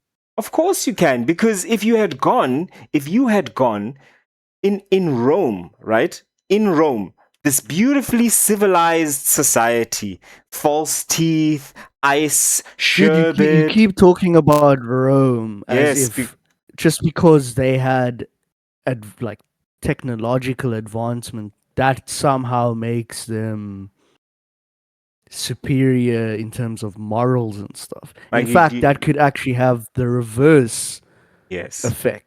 But Mikey, you're throwing too many stones into the argument. Let's hold something constant. And the reason I bring up Rome is because so many people around the world, especially in the Western world, see that as their founding fathers, basically, right? Like no Roman letters, all the Romans, and they're so civilized and what, the cornerstone of Western civilization. But you know what? In Rome, a man, a family was a man's property, the wife and the children, which means that a man could kill his children and no one can come to him and say, don't do that. If a man comes and kills my cow, I can report him and he has to pay damages. He can even go to be imprisoned. But if he killed his own child, you can't do anything about it. The legionary or whatever can come there and be like, oh no, but that's his child, right? Yeah, that's his property. No one can do anything about it. But today, if you do that, we have decided as a society that that is appalling and it is a crime, and either put him in prison or sentence him to death. So I'm trying to show you that we can't always we can't say, well, it wasn't written down in black and white, so therefore it wasn't meant for us to, not do it. No. Even in the Bible, we have to take it to the higher level. We're looking at laws that were created for people who were still coming to terms with the basic ideas of like, hey, you know that a woman has rights, yeah? You understand? Like, a woman has rights. She can say yes or no. And now we know this. So now that we've understood these basic ABCs of human rights, it's time for us to move to the next level. So in the same way, there might have been a reason why they allowed cousin marriage, or they were even like, yeah, we like it. But now we've grown in understanding and we know that, look, we are actually doubling the risk of these diseases. So just don't marry your cousin. Like, pick someone else. Like, of all the millions of people in your country, just pick someone else, right? Even if you take a second cousin or third cousin, you greatly reduce the likelihood of bringing a child into this Yeah. world with defects. It's So just look, it's just interesting. Obviously, I agree with you. you're I playing mean, devil's advocate, I know. there's And you played it well, oh, of devil. course. You devil. How And I'm could getting you? emotional I about just it. mean that why? No, because you're I know that what you're saying is how some people think about it. And that's why I feel like I'm getting the opportunity when I speak to you about it to speak to those people. You know what I mean? I mean, Yeah. Well, I'm playing their role. yeah. I mean, I had a I friend. wear many masks. Yeah, I mean, I had a friend. I still have a friend I told you his grandparents, they were cousins, they married, and he has an uncle who's disabled, he cannot do anything for himself. And he was talking to me about how it's going with his girlfriend, and I was like, you should really marry and get it done. And he was like, no, I can't, I'm not, I don't have a good job yet, I'm not ready. And I was like, but you're gonna get old. And he was like, and I don't know if he was joking or not, but the way he said it was weird. He's from North Africa. And he was like, yeah, if everything else fails, I'll just marry my cousin. And I was like, he's not really joking, is he? Like, I think, I mean, he hasn't done it, but, like, don't do it, man. Like, What's more interesting is to actually, you know, yeah, there's a lot of information we can dive into in terms of how does it compare in terms of how things are like normal birth defects. I do want to move on from this though. Just wanna- my other point was no, I'm just saying it's like, it's too much, yeah. we just put a pin in it. You want to talk about Joseph Smith and But the Mormons? I did have a different no, I did have a different point where it was kind of, it's this crossover, it's this bridge between essentially religion and science. We at a point in today's world where people are like, no, but you got to look at the science, man, and so there's this sort of fusion, because even when they asked Jesus, like, okay, so why would a baby be born with deformities or defects or whatever it is? Then he said it's to show, um, like, basically the power of God through healing. I'm paraphrasing now. Yeah, a lot, I That think. of what you can do. I mean, you can look it up, but he basically says that it's there to, um, so that you can essentially heal it and show that what is possible. Yeah, well, then we're not ready at all, are we? Because we're not really healing No, no. So anything. what I'm saying is that if like that's what he's saying, and because everybody's still in grade one, and please bring it up, because I think it's interesting. If that's what he's saying, and this is the word of God, of Christ, then it just seems like, oh no, but the science says this, but it's okay. So what do you then actually believe? Oh, I'm only taking these small chapters because this makes more sense to me, but I don't know about the other stuff is a little bit it's a Here, little bit okay. out there. Okay. I found what you're referring to. So I asked, was Jesus asked why Because the children are born? disciple asked him. Uh, I don't think it was the disciple. It was like, was Jesus asked why children are born with defects? And AI Buddy here said, yes, Jesus was asked a similar question by his disciples in the New Testament. In John 9, verse 2 to 3, the disciples asked him about a man born blind. Rabbi, who sinned, this man or his parents, that he was born blind? Okay?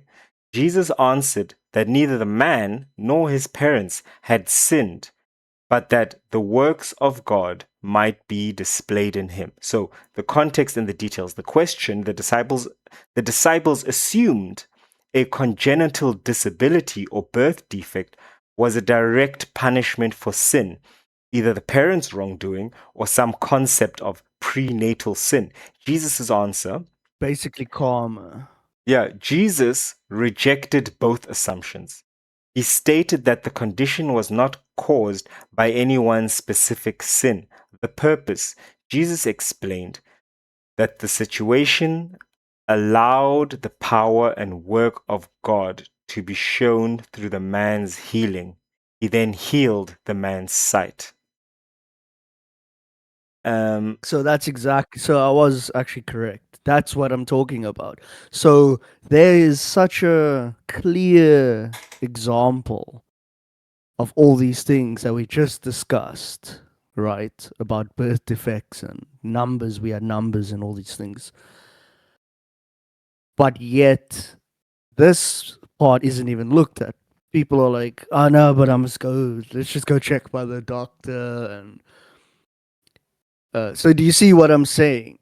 This is just, it's interesting how people will say they Bible believing people, but then at the same time go to the doctors, go to science for the answers.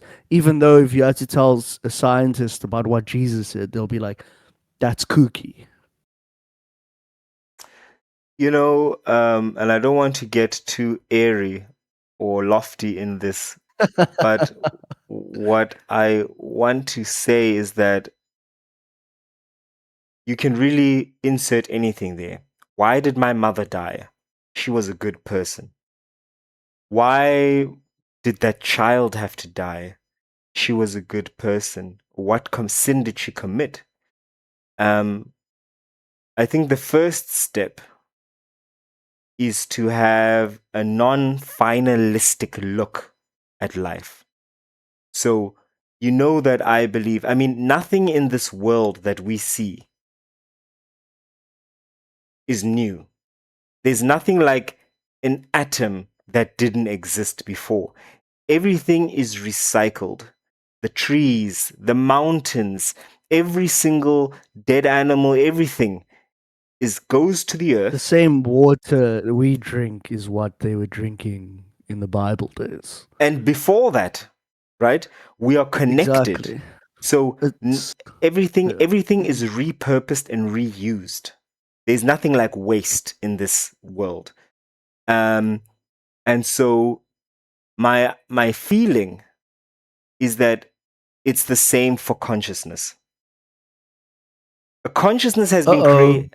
Hold on. A consciousness has been created. Right? It has a real impact in the quantum field.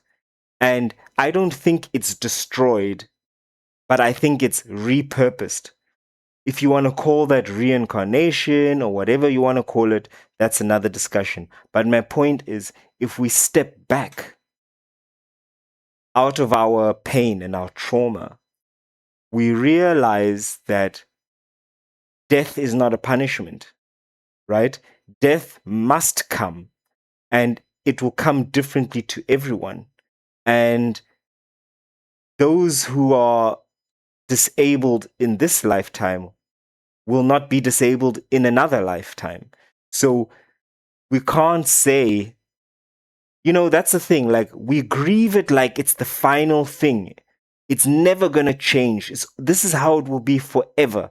Almost like a blind man in this world will be blind in the next world, or will be blind in heaven. This is a wrong idea from my personal perspective. I think that if we see it that way, we will understand what Jesus was trying to say. It's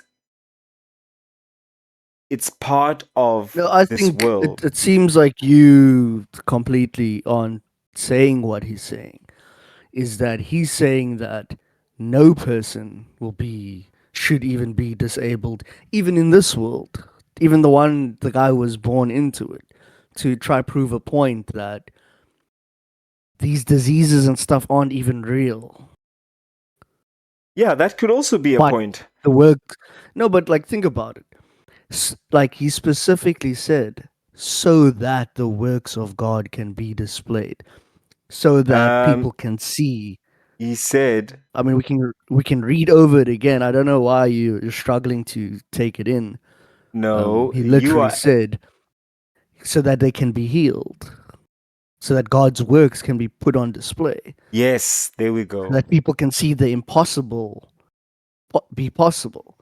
Yeah. They're not there to live their whole life like that. Yeah. Those people are supposed to be healed. So you're saying we are immature. We are not able to.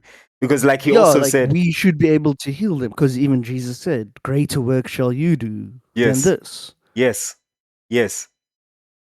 Yes. So we're the ones who are acting like oh, we must go to the scientist, and oh no, we must be careful and make sure we do 10 scans so that the baby is fine and all this type of stuff. No, like people shouldn't even be. They should be laughing at this stuff. Oh, hey, look here, boom, there, it's done. Oh, he's normal. Mm. But we've just, and this is obviously if you're Bible believing. Obviously, if you're Richard Dawkins and these guys, you're gonna say something else. But we're the ones who got stuck in preschool all our lives. Bingo. Bingo. Whereas this other lecturer has told us, no, this is what you'll be doing at grade 12. And we're Not just even stuck in preschool. not even that. He's saying to us, you're supposed to be reading at college level. That's what he's saying. Exactly. You're reading like a fourth grader, but you're supposed to be reading at college level. And we're there like, yeah, but then why are you still giving me an F for my assignment? Right? So, but this is like I'm saying. Now, I personally believe in the works of Jesus and the stuff that he said, and that we have the capabilities of actually doing that. And people can call me kooky, whatever. I don't care. That's just what I feel. I know it in my spirit, like intuitively. That, and of course, we're all on different journeys, and you know, we would like to be at that reading at that college level, but maybe we got to put in a little bit more practice to get there. Especially if we completely devote ourselves to doing that and leave the outer distractions to show the works of God, essentially. Um, but then you've got the rest of the world saying, "Don't believe in that stuff. That's not true." Uh, and I can't subscribe to that type of doctrine. yeah. To where, oh, the baby's born like this, and this is just how he must be his whole life. Even though the soul inside is like, hey, who's gonna do this? I'm not supposed to be like this. Like, one of you guys, Come and have you not learned that you can heal this? Like, what's going on?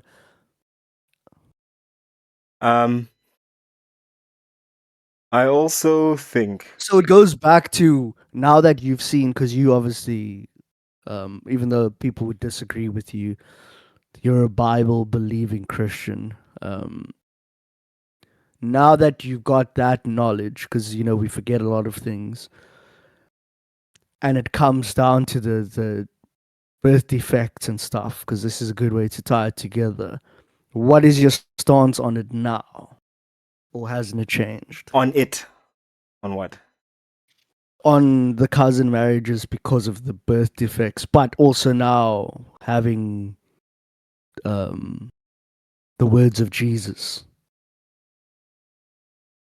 It is written in the Bible, thou shalt not tempt thou Lord. Thou shalt not try thou Lord God. So he also said, But why would it be hold on, tempting? hold on. That's a Try. weird scripture to use. It's not a weird scripture. I believe that God has me in his hands and that I am protected and shielded by him. Does that mean I'm going to take 10,000 euros, tie it like outside on my pocket, on my pants, and walk at 3 a.m. to the dodgiest part of town? No. So my non take, sequitur, but okay. no, it isn't a non sequitur because you know, it's not like you're living in ignorance. And there's a lot of people, even in, there's a lot of people in Pakistan who might not even have ever heard that it increases the likely or doubles the possibility of birth defects. It's possible. But there are a lot who do know. And if you know, then why go into that chance? Right? Even if you don't go into that chance, there's still the possibility of a serious birth defect, genetic defect in your children. but then you go and you double it knowingly. That's my take on it. If we were living So in you aren't concerned about what Jesus said about we should be No. healing that. Mikey, you're being No, difficult I'm here. asking the question because No. you seem to lean more to the science No, than anything else that has been said now. It's not. I'm not doing that. You are supposed to look. Jesus says you are supposed to be here so that you can.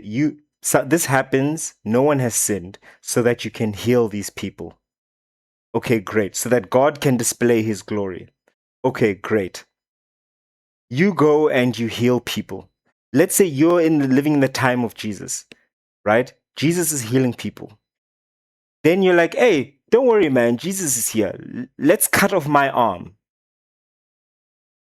You cut off your arm and then you go to Jesus. Hey, I cut off my arm. Come, heal me, Jesus. Why would you do that? If Bro, these are such terrible examples. it's not a terrible example, Mike, because you're asking me. You're you're asking me about forgetting. No, you're forgetting the original point of this whole thing. what is it? Is the reason why and why not cousin marriages wasn't frowned upon in those laws. That is what we're talking about here. No, Mikey, we've gone You're past saying it that. more We've already like- agreed. We've already agreed that just because everything wasn't No, written let down me in finish Leviticus first. Let me doesn't mean finish. that that's the. It doesn't mean that everything that was not written in Leviticus is okay. That's not how it works. That's what I'm saying, and I thought we'd already agreed that. Well, that's what you're saying, but that's not what they believed back then. And this is what one of the biggest religions in the world is Yeah, but based Jesus came and he that said, you claim that you Jesus are ca- as well. He said for full. He never said, "Oh, now I'm saying that you know what? You can't actually marry your cousins." did Jesus say yes or no? You have heard it said, any man who sleeps with another woman that is not his wife is committing sin, adultery. I tell you, even a man who looks at a woman in lust has committed adultery. So in Leviticus, it does not specifically say, don't look at a woman in lust. You've committed adultery. It says, don't sleep with a woman who's not your wife. That's adultery. And you can even be stoned for that. He is saying, yeah, but above and beyond that, don't even commit the sin in your heart. So he's clearly, so there is an example, black and white, where he is showing It's you. not an example. I don't know. And Mikey. I don't know how you aren't seeing it, which is, I wish I was like a third party to actually just like help me make you understand Okay, what so you're explain. saying doesn't actually make sense. Why not? No, like So you're saying if it's not written because if it's not you're written taking in, no, listen here. You're taking a law, a specific law it's written, it says that don't do Yeah. that, and then he's coming along to fulfill it, and he's adding to that, he's upgrading it even to the next level.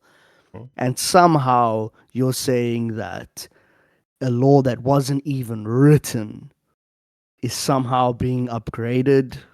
okay. How so, can it be upgraded if it's not even a problem?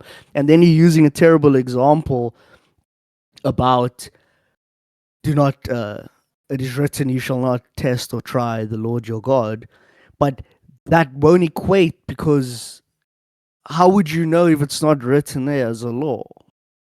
It would be like the tempting or the trying would refer more to, no, but she's my auntie and she's not even blood related, so I think it's okay. That Okay. there would be trying. let me give you. You're not trying if you don't know any better. Yeah, but they do That's know. what I'm saying. But So they let's keep do. it on that track. Okay, Not but dumb we stuff do. like, if I cut off my arm, Jesus will heal me. Okay, but we do know better.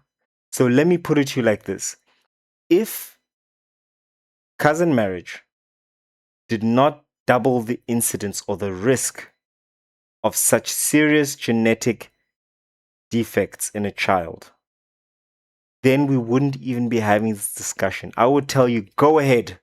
it's not a problem at all. But we know that it does. So shall we return to ignorance so that we can satisfy our own pride?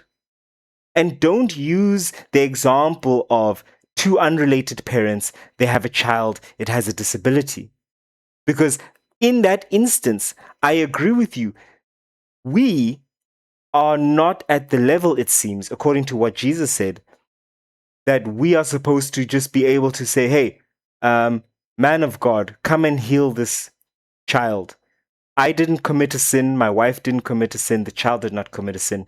And he heals the kid, and then it's done. Yes, it sounds like that's what Jesus is saying. But in this instance, you know that having cousin marriages is going to increase, especially if I marry my cousin, my brother marries his cousin. So basically, our wives are sisters. And then our children go ahead and marry again. You are trying it. You are literally, you're testing the limits. You know that you are rapidly increasing, drastically increasing the likelihood of serious birth defects. And then you're saying, well, you know what? It's fine because Jesus said we can heal this anyway. That's how I see your argument. And I'm saying I don't agree with that. If it's a, you know what I'm saying? Do Well, you that's all understand what you I'm have saying? to say. I don't agree with it. Yeah, I And don't agree with it. that's basically what I'm saying is that people who say that they're Christians will take some stuff and leave out other stuff. That's how it works. And that's what Yeah. the point I'm getting to, no matter who it is. And yeah, that's the whole point of it. It's an interesting conversation. It's an interesting topic.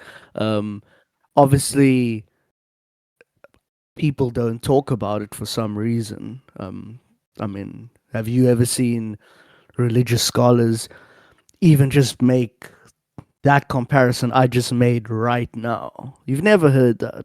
No. And I'm not even some type of scholar or something. Talk But what I about, do believe is, and maybe not right now, but maybe in the next 300 years, I do believe you're going to be seeing certain communities and people who are able to use some type of gifts and things within them, God given, by the way, inshallah.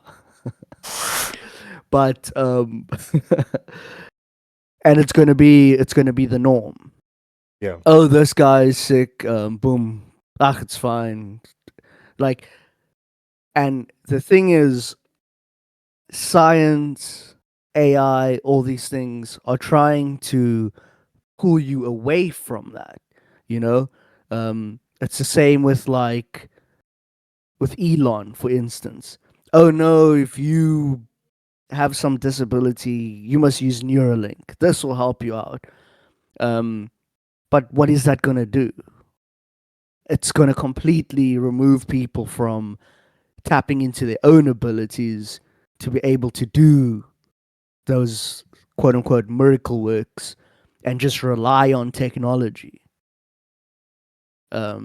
Yeah, I So, oh, also hey, look, he's questioning Elon Musk. Yeah, no, but because I I think only do that for fun. But it's actually interesting that that's you my say real that. opinion. It's it's good that you brought that up because obviously, and this is my opinion, I would rather have my own eyes or use my own legs than have robot legs or robot eyes. That's me personally. I don't know if there's people out there. I'm sure there's people out there who are like, no, oh, I wish I could just give up my eyes and have those robotic eyes from like Ghost in the Shell. You know, where I can heat vision and night vision Infrared and and zoom infrared. in. But I think the majority of us are like, we'd rather have our own physical body. Technology is great, but I would rather have my own technology. And I think that just speaking here on the subject matter of the two technologies, something like Neuralink and stem cell research, there have been some really amazing breakthroughs this year and last year in stem cell research, where even there was it was this year, there was a team where they used, I believe it was skin cells, and then they reset, I use this in quote, right? Reset those cells so that basically they are nondescript, can be used for anything. And there was some kind of success. Basically, for the reason was for like reversing nerve damage from glaucoma. And it was successful, not in human beings, I don't know, not yet, but it's very promising because they're like, oh my goodness, it's a breakthrough. So if you asked me, but you didn't, is there a future for Neuralink? I think that, and I hope that in the next 3 to 5 years, the breakthroughs in medical science and biology would render that completely unnecessary. And now, speaking more on what you said, relying on science versus relying on our own innate ability to heal. Yeah, of course, the latter is best. I mean, the best one is not even needing to get any sort of stem cells planted on your nerves or used, where you can just will your healing. Will we get there? Will all of us get there? I mean, it seems like there have always been individuals who are light years ahead of the crowd. You know, light years ahead. In their understanding, in their practice, and we are sort of like catching up. And it's always been those individuals who are sort of dragging the rest of us, kicking and screaming, I don't want, I don't want, I don't want. And they're like, I promise you, this ice cream will be amazing. And we're like, no, I don't want it. And then eventually we're forced to taste it. And we're like, oh my goodness, this is actually amazing. And it's going to be the same thing. People are right now, I'm very sure of it, in the world who are able to just lay hands or speak healing. And hopefully the rest of us will catch up with that. And I fully agree with you. Relying, and I say relying, not using, but relying too much, looking too eagerly towards science alone, the physical science that we and the physical traditional science that we know and understand to solve those problems, I think it will leave us coming up short. So this is what I will say, to add to that and to clarify what I was saying. Yeah. Is that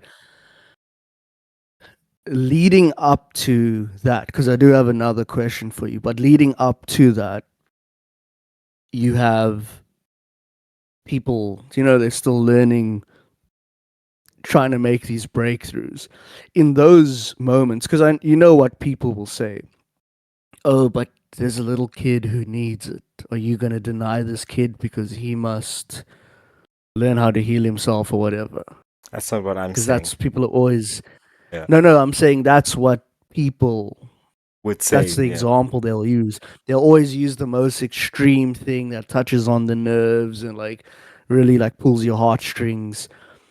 I'm not saying that. In the meanwhile, if it's necessary, go for it.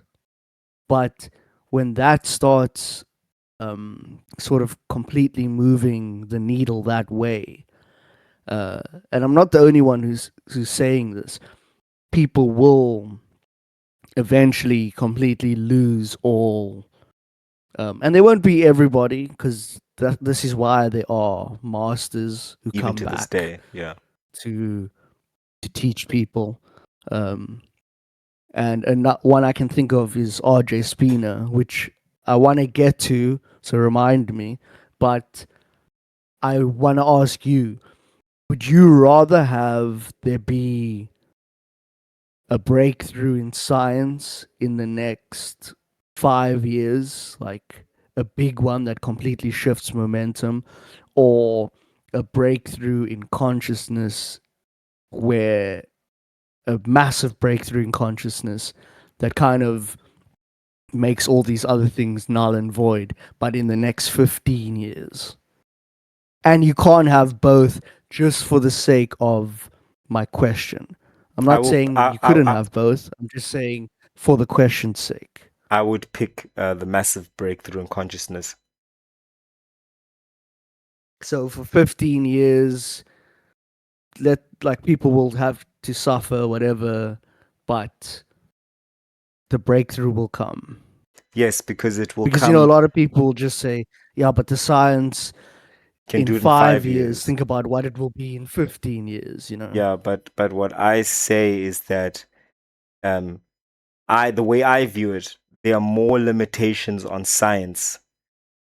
Or let me put it like this: science can get us a lot, but I still think that consciousness can take us into new galaxies. Literally, like imagine the world, the state of the world when we are at that level where self healing is ubiquitous. Even where you're like, oh, I'm feeling, I just can't seem to be getting this healing right myself. Let me go next door and ask my neighbor. And your neighbor's like, gladly. And then like heals you. Dude, when you walked onto his property, you had a healing. Yeah, exactly. And you Like just, you just went there to say hello, but like, just you, in his aura, you walked and you were healed. and like you're knocking on the door. He's like, yeah, I wanted to ask you about my eyes. And he's like, yeah, but how did you know to knock on the door? You couldn't see it, right? And it's like, oh yeah, you're right. I'm healed. Haha, Like, funny. yeah. Like, no, But what I'm saying I is, would rather pick that. I it would would be rather at pick the, that. yeah. I would pick that because it It, comes yeah. with peace. I think it comes with peace, right? It comes with a world where people are kinder, are more patient, where people will be like appalled by waste or by gluttony or by selfishness or by crime. They'll be like, why would I steal something from someone? That's so low vibrational. You know what I mean? Like imagine a world where even if it's in 15 years, I would say personally, even if I personally am afflicted by something, I would say, okay, I know I have to wait 15 years. I'll be like 50 years old, but I'll wait for that because when that comes, it'll be more than anything.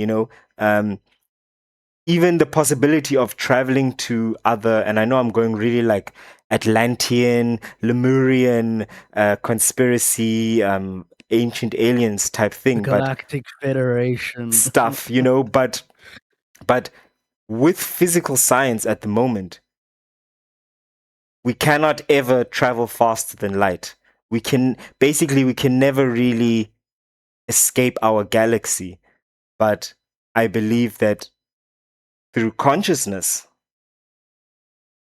we can travel into parallel dimensions. We can travel into, like, the doors will be open. It'll be like the keys will be gone. Like you'll literally be like, oh, let me go visit Mars quickly, and then you lie down on your bed and like boom, you're gone. And then you come back. Like, Like, yeah, let's use a personal example of your own. okay. When I was trying to get you to do the phase stuff and I sent you the videos and you actually had the experience.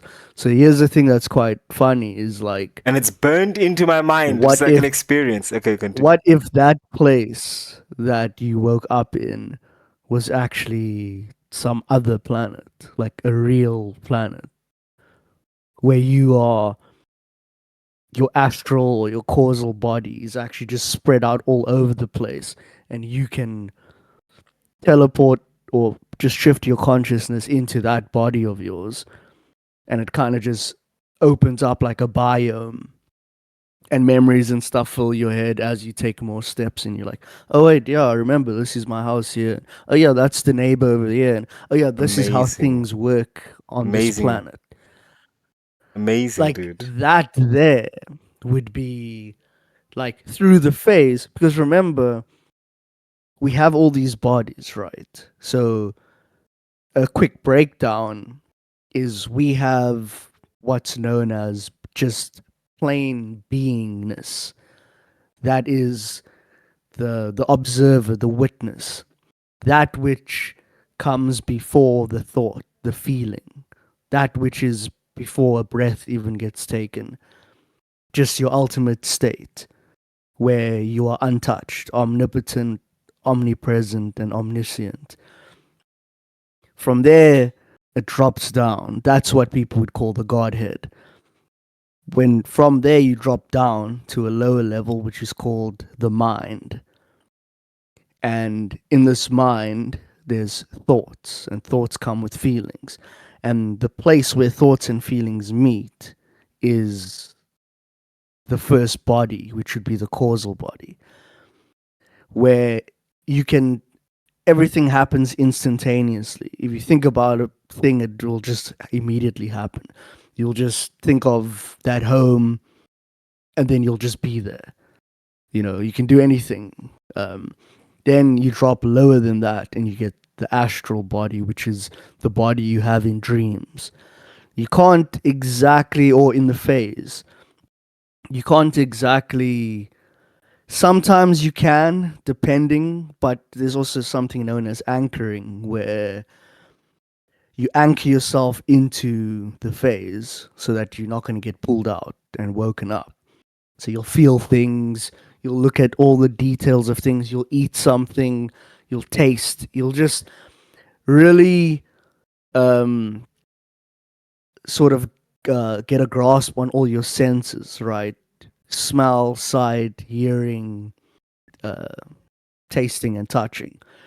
That's how you anchor. Right? Just keep doing a bunch of those things. But that still isn't your actual body. So that's why it's your astral body. And then you get the one that is here, which is in the awake dream, which is the physical body. Dense, slow, can't move around, like, you know, doing things by the sweat of our brow. Oh, we'll get to Mars in so many years or whatever. So it would it would obviously be wise to be like, hey, if we actually want to do more things, and especially through our consciousness, we would have to do it from the astral and the causal bodies. So in things like the phase, you could do all those things, you know? Me and you, if we could somehow meet in the phase, which people have actually spoke about, like works of Tom Campbell and things, Bob Monroe, then we could literally say, hey, let's meet up. Let's walk to each other. From Germany to South Africa, we'll just start walking and we'll meet each other. Mm. And in that time, it would take however long it takes, but we'll never get tired, we'll never get hungry, and we'll be seeing all the sights. You know, you'll see lions and stuff, but they'll never be able to affect you. And you'll literally walk across the ocean. Like, Yeah. you wouldn't care. Or And even then be like, better, oh, hey, I swim found you. through like the depth of it.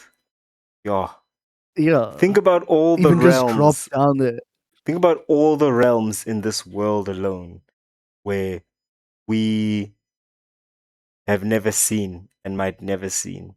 The deepest oceans, the highest mountains, the deepest forests, you know, the thought just took me in another place. That's just being on like a very, yeah, it should, because the only reason it resonates with you is because you know it's true. Something inside of you is saying, yeah, that is true. And we've trapped ourselves in the lower density just But what because was we your forgot question it. again? I completely So forgot. now I want to. Yeah. Okay. No, there wasn't a question. Oh, okay. No, remember the question was science or consciousness, and you said consciousness in Yeah. 15 years. But what I wanted to bring it to was R.J. Spina. And he's just one guy. He just happened to record it and show people what is possible. But to me, what's interesting is like nobody even knows who this guy is, right? Like it's and to me that I don't know if it's by design. I don't know if people just don't believe it because of things that have like has taken place in mega churches and stuff. But he was a guy who had all types of diseases and stuff. And then eventually he had like sepsis where he had infection along his spine. And he went for the operation and the surgeon came in there and told him, look here, we've cleared out most of the infection, but unfortunately you'll never walk again.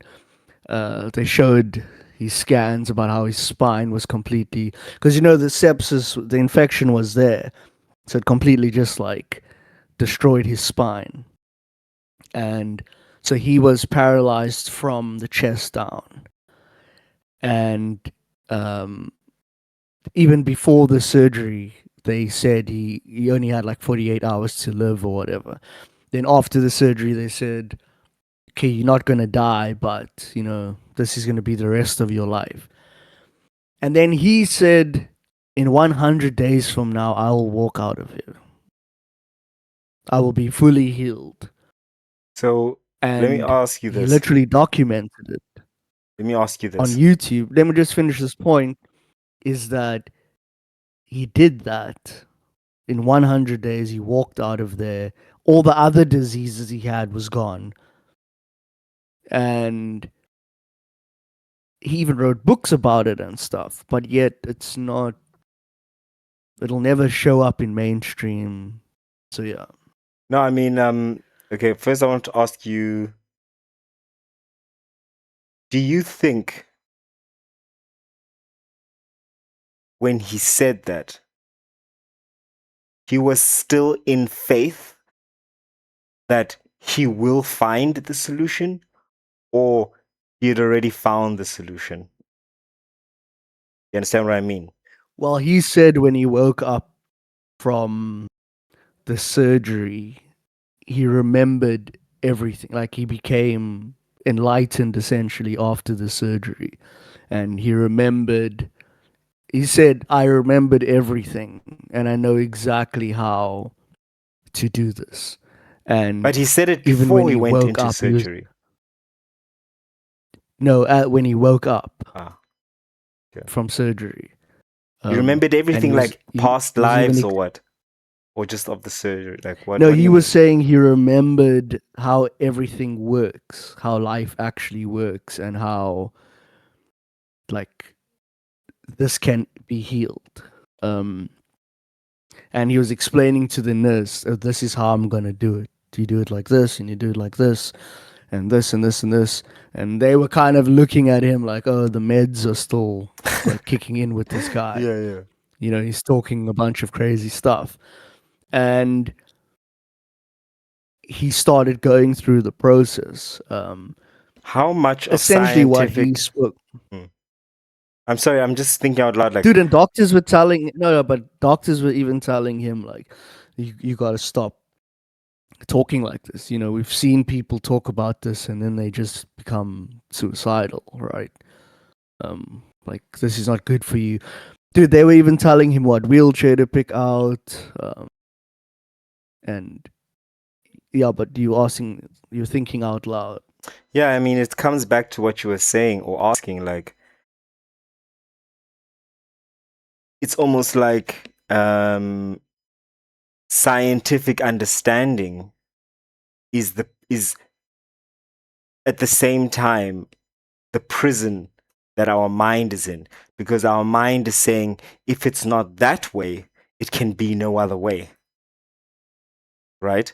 And then what I did previously is, when you were talking before, is I tried to see if AI has an answer. I was really hoping for an AI answer. How does medicine explain RJ Spina's healing? AI had no answer. Now, I mean, I can go into AI mode. Um, it's just interesting. When you say it had no answer, what, it couldn't find his story, or No, well, you know it how it can't is. Like, the explain? moment I typed in something with Jesus or anything else like that, the first answer is AI answer right at the top. Whereas here, there is no AI answer at the top. It's just, it's like it doesn't really want to engage with it. I can maybe go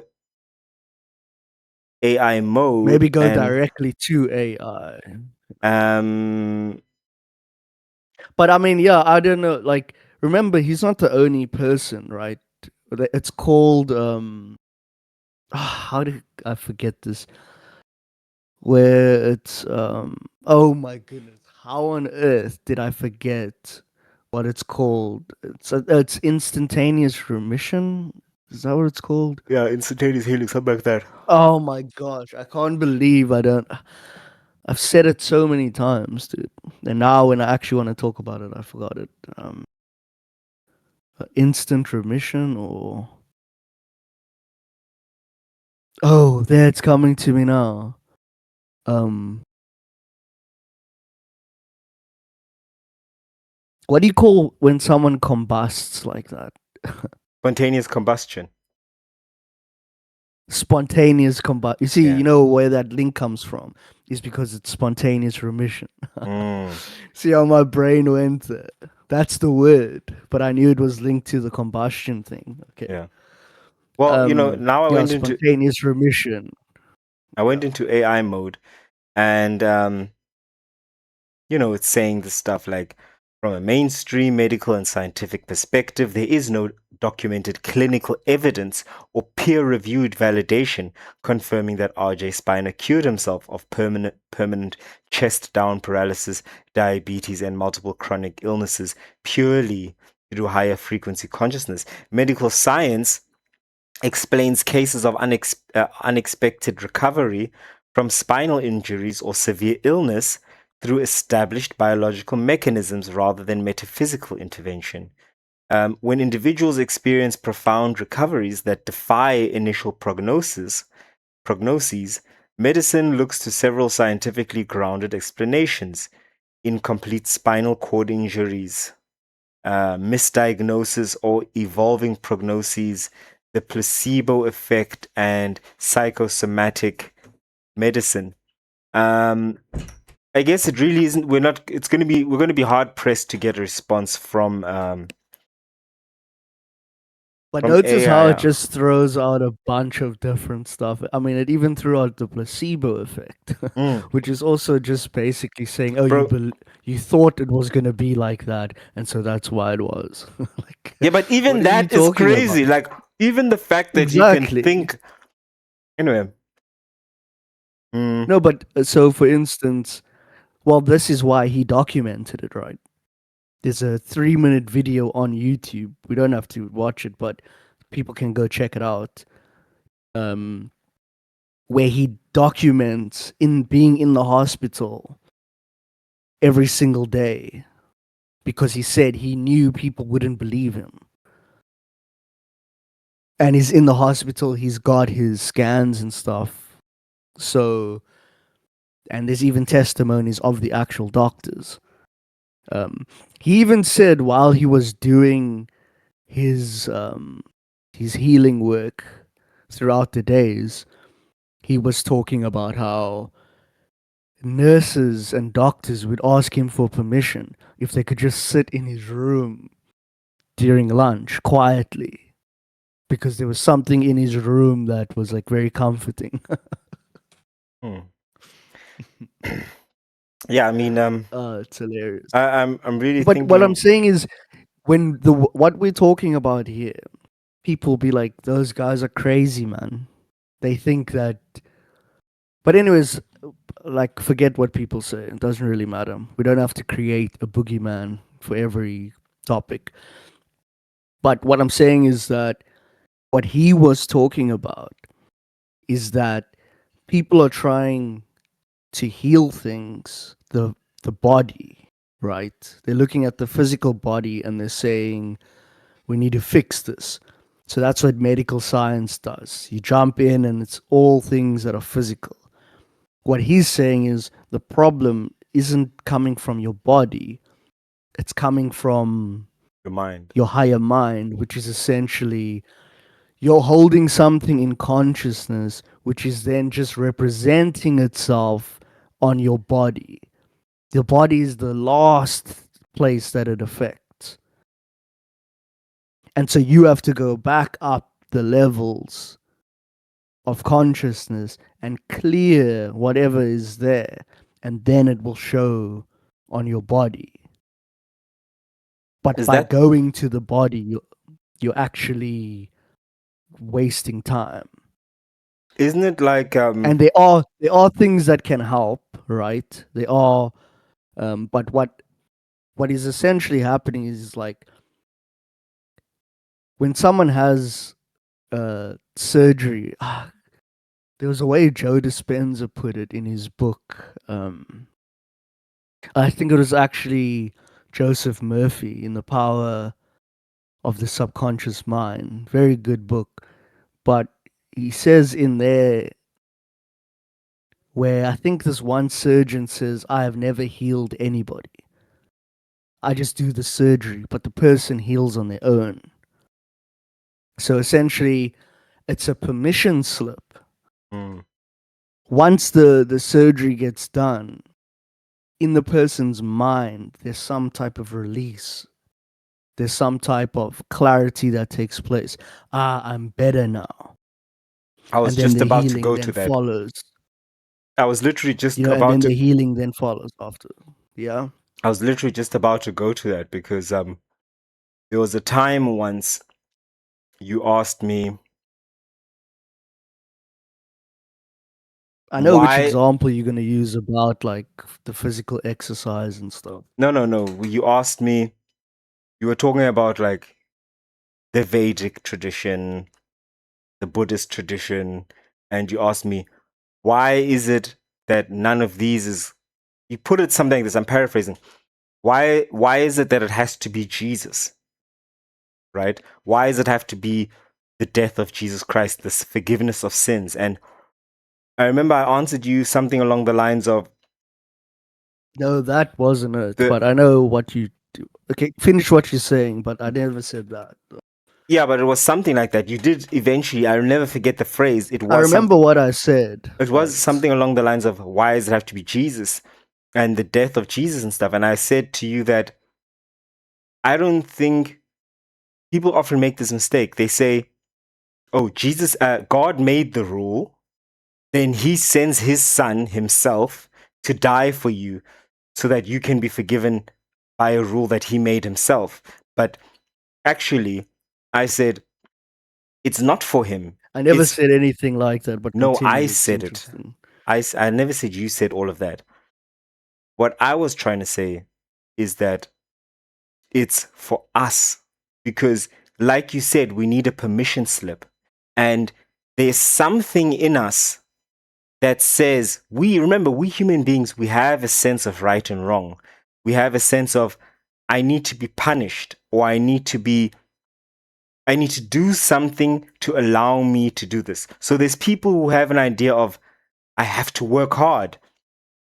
If you go up to them and say, hey, what if you could have all the riches of the earth today? They'll tell you, yeah, but you have to work hard for that. It's because in their minds, it's not allowed to just have that. Like, you're not allowed to just have abundance. It has to be earned. I have to sacrifice something. For some people, it's small things they have to sacrifice. And so I think that's why it's easier for them to attain it. For other people, they feel like they have to almost break their back and then they're allowed to have, some kind of wealth. And I think it's the same thing with the atonement of Jesus Christ. It's the feeling that someone has to pay the price. And the story of Jesus Christ's crucifixion allows an ordinary person to feel that someone has already taken this burden off. You understand? It allows me to say, I fully understand I what don't you're have to, saying. I don't have to pay the price, right? But it was never the case. No one ever had to pay the price, but just for your benefit, so that you can feel like it's okay. He did it. But was it Like necessary? basically clearing the consciousness so that yeah, you can move differently.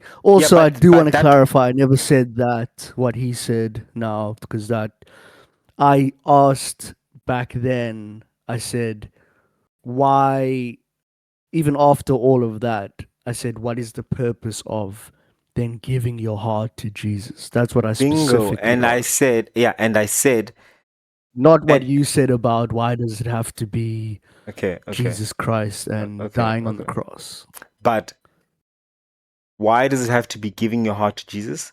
Is because No, I asked you unless, specifically, yeah, what does that even mean? yeah, You let know, me answer. It only works if you believe in Jesus. I mean, if you don't believe in Jesus, then you cannot accept that someone has died for your sins and you are free to go. Does it make sense? If you don't believe that Jesus yeah, existed, if you don't believe that he has the right or the authority to do this, then you're not going to accept it. Even if I say, even if a waiter comes to you and says, this meal has been paid for by that gentleman, if you don't feel that it's possible, you're not going to accept that. You're still going to go to the cashier and be like, here's my money. And the guy's going to be like, but someone has paid. Like, no, no, no, no. Doesn't work like that. I have to pay for my meal. So you have to believe so that you can let go of that ish. yeah, but And so you're bringing up two things here, right? One is my question, and I kind of remember even from back then, where you were basically, well, I said, but to believe in it doesn't mean you have to give your heart, like in that way. Like you can believe it and accept it and appreciate it, and then also, I'm just saying by that theory, by that logic, then you would just it would end over there. Your consciousness would be cleared, and you wouldn't be holding down that weight like you're a fallen person who like sinned, or Adam sinned, and you're carrying that weight. Mhm. The other part is no, you have to give your heart to Jesus and then live your life as a disciple in those ways. Um, I would say it like this. First of all, what's the difference between giving your heart and believing? Because no, so that's why I asked you, what does it mean to give your heart to Jesus? Specifically, like, what it does that actually mean? listen, you've seen it yourself. If RJ Spina takes you, helps you to understand that the power of healing yourself is there, and then you attain it, I guarantee you that that man will always have a seat at your table, at your dinner table. It's just logical. You But you understand? wouldn't go worship him, right? What do you mean? Like, There are people if who worship him. You if know if that this. takes There place, are right? people who I worship him. wouldn't then. But there No, are but I'm people who saying worship is him. that, but is it right? Yeah, but we are saying, okay, If I it's if get it's you. something that if it's something that people can naturally do, and RJ says it himself, everybody can do this, and then you do it, and now you've got a shrine to him, and you've got a congregation there, and people are singing, "Thank you, RJ. Yes, I love you." You know, like if he walks in there, wouldn't he be like, "Yo, what are you guys doing? This Well, is insane." um, So that that would be the difference, right? And yeah, obviously, like I said, I'm asking this from the devil's advocate position. I um, have my own beliefs, but and here's another thing. Um, actually, no, wait. Continue with what you were saying. uh, well, because okay, well, I don't know how to answer this because I'm thinking, should I go from the whole like, why do we believe, or why the re? I Basically, don't just want to to try explain. clarify on my side to make it a bit simpler, is that I get the permission slip that it needed to be done, and then it's like, okay, cool. Using your words, Jesus will always have a place at my table, and even he said it himself. No, but you will go and do greater works than this, which in my book includes even resurrecting yourself.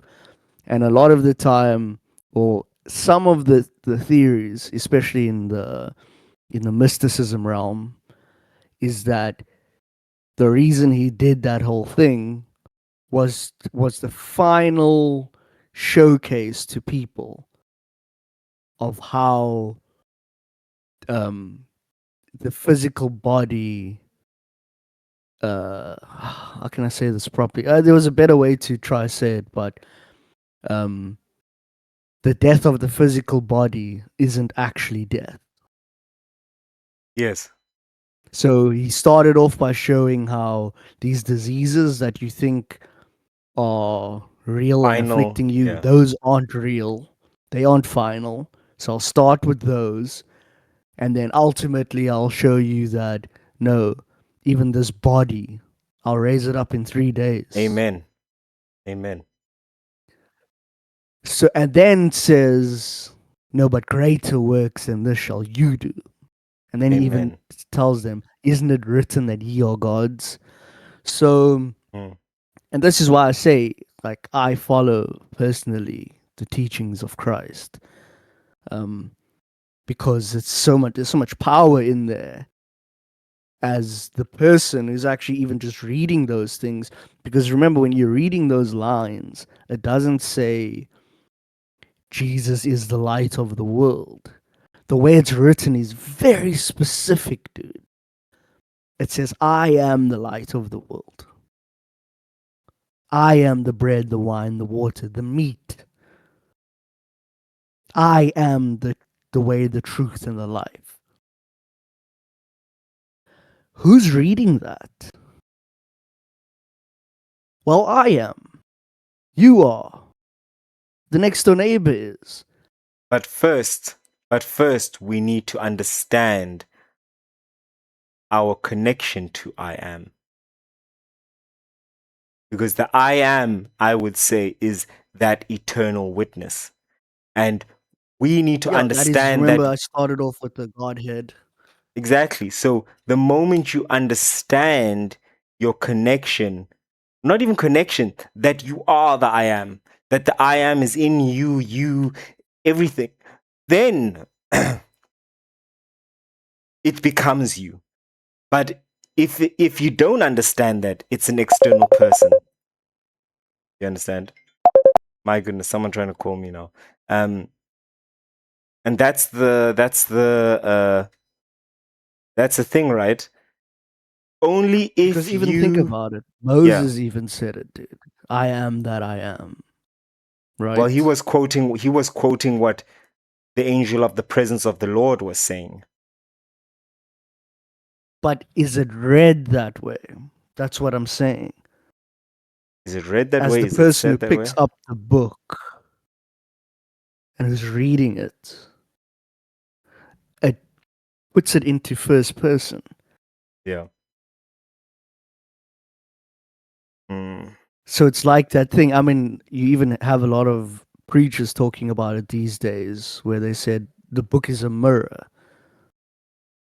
Like you're holding up a mirror to yourself. And that is actually how you use those powers. Like powers is probably not the best word to use, but that is the purpose of it. Even when, like, there's something no one's ever said this before. I'm saying it now, which is I always trip out on it when he says, um, when he asks Peter, "Who do you say that I am?" Yeah.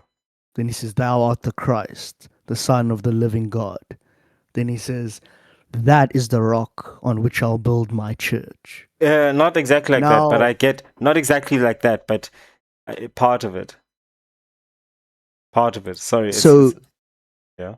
so when you think about it, this is my interpretation of it. Everybody's got their own interpretation. Who do you say that I am? Now that we know that I am, who do you say that you are? And when you can figure out that thou art the Christ, the Son of the living God, then that is the base truth that the church would be based on. Yeah, but I that's don't know. um that's And then people took it a different way. I just want to take this um so he says but what about you? This is in Matthew 16:13-20. When Jesus came to the region of Caesarea Philippi, he asked his disciples, "Who do people say the Son of Man is?" They replied, "Some say John the Baptist, others say Elijah, and still others Jeremiah or one of the prophets." Um, but what about you? He asked. "Who do you say I am?" Simon Peter answered, "You are the Messiah, the Son of the living God." Jesus replied, "Blessed are you, Simon, son of Jonah, for this was not revealed to you by flesh and blood, but by my Father in heaven. And I tell you that you are Peter, and on this rock I will build my church, and the gates of Hades will not overcome it. I will give you the keys of the kingdom of heaven. Whatever you bind on earth will be bound in heaven, and whatever you loose on earth will be loosed in heaven." Then he ordered his disciples not to tell anyone that he was the Messiah. Just wanted to, because I felt like the original is a bit more, you know, Yeah, I mean, Christ and Messiah, it's the same thing. yeah, Um, Christos, the anointed. But which it it's means the same thing, which is the Buddha. It's literally the same thing.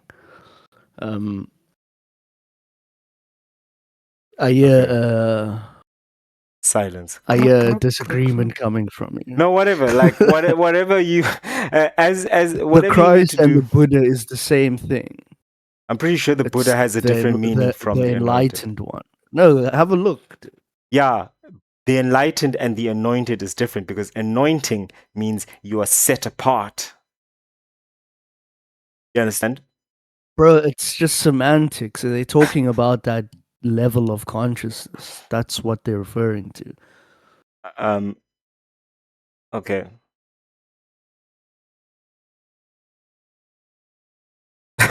Okay. Yeah. These Okay. are titles. Gautama the Buddha, right? Yeah. The Buddha. Yeah, the enlightened one. Um. Yeah. But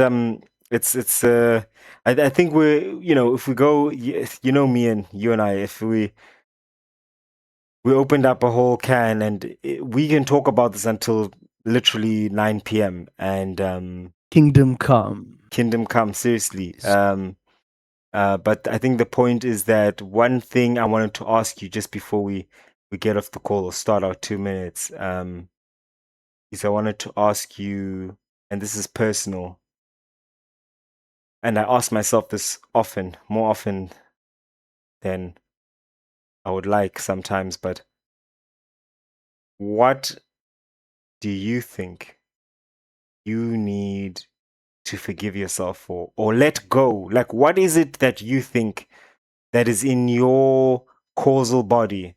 What blockage that's just not, and just be honest if you can, um, that's stopping you from just allowing allowing. Being enlightened is essentially Yeah, what because you're I mean, trying to say. and just to make it more personal, like yesterday, it was trippy. We were in this beautiful place. I love the place. There's a river flows through, and there's a sea there, and there's like this island you can like walk on, like a little island, like maybe 3 hectares or something, 4, 5 hectares, beautiful island in the middle of this sea, and you can just like walk onto it with the bridge and come back. And the sun was great, the weather was great, and everything was so beautiful. And I found myself for a moment almost getting like sleepy or queasy and then I had to pause and I was like, why can't you allow the beauty of this moment just to sink in? It's like there was a part of me that was like, if I allow the full beauty of this moment, the joy and the content of this moment to permeate my heart, I will just dissolve. And I couldn't almost allow it. Does that make sense? And I Yeah, it's realized the fear of death. not even the fear of death. Well, I suppose everything comes back down to that. But the question is the fear of the death of what? Because it would have been the death of the I. It would have been the death of the ego. And if you ask me, that's what all of us are trying to preserve when we hold on to requiring a permission slip. It's almost like the ego doesn't want to die, and therefore we are not allowed to do it. Does that make sense? Maybe I'm speaking very gibberish here. No, it's Get you. it? You Because I basically physically would not have answered your died. own question. Yeah, but then You answered your own question. what is it in you? I mean, Yeah. I know there's something in me. I No, look, can it's like whether it's me or whether it's anybody else, it's all the same for one being. Yes, it shows up in different forms in different people, but it's all the same thing, and you put it out there. You have the EMI, which is the ego mind identity, which has gathered over many different lifetimes. People might disagree. So for them, I'll say throughout your whole life, since you were a kid, programs have been added. Things of shame, of guilt, of apathy, grief, depression, desire. These things have been added to you, right? They are, I guess, substantiated by the feelings that you hold on to that are not released properly, like our children do. It comes up and it goes. What we do is because we have to fit into society, we have to create a self, which is just, it's more different versions of the ego. Oh, when I'm at home as a kid, I act a certain way. But when I did that in class, then the other kids made fun of me. So I had to suppress and push that aside, but you never really push it aside. It's still in your mind. You're just not looking at it. So your conscious mind is like all this other clutter around there, but you're not looking at that stuff. You're like, oh, I'll get to it later, right? And this is why someone's bedroom is like a good analogy for like the subconscious mind. But anyways, and so you have all these things built up in you, and basically what happens is your whole life is based on these programs. All your behaviors, everything that happens to you comes from this EMI, ego mind identity. And it's like I said about the panic attack last week, is that eventually it can't hold because it doesn't have any truth in it. It's a false identity. It's the false I. It's the lowercase I that you've created. So this is why you experience that whole thing of um, dissolving, is because your ego was holding on for dear life.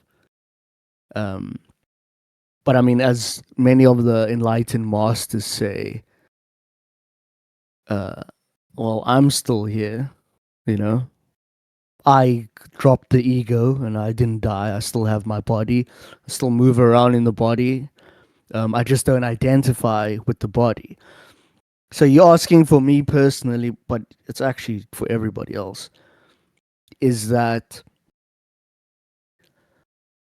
you can never know what it is that is in your way unless you look at it.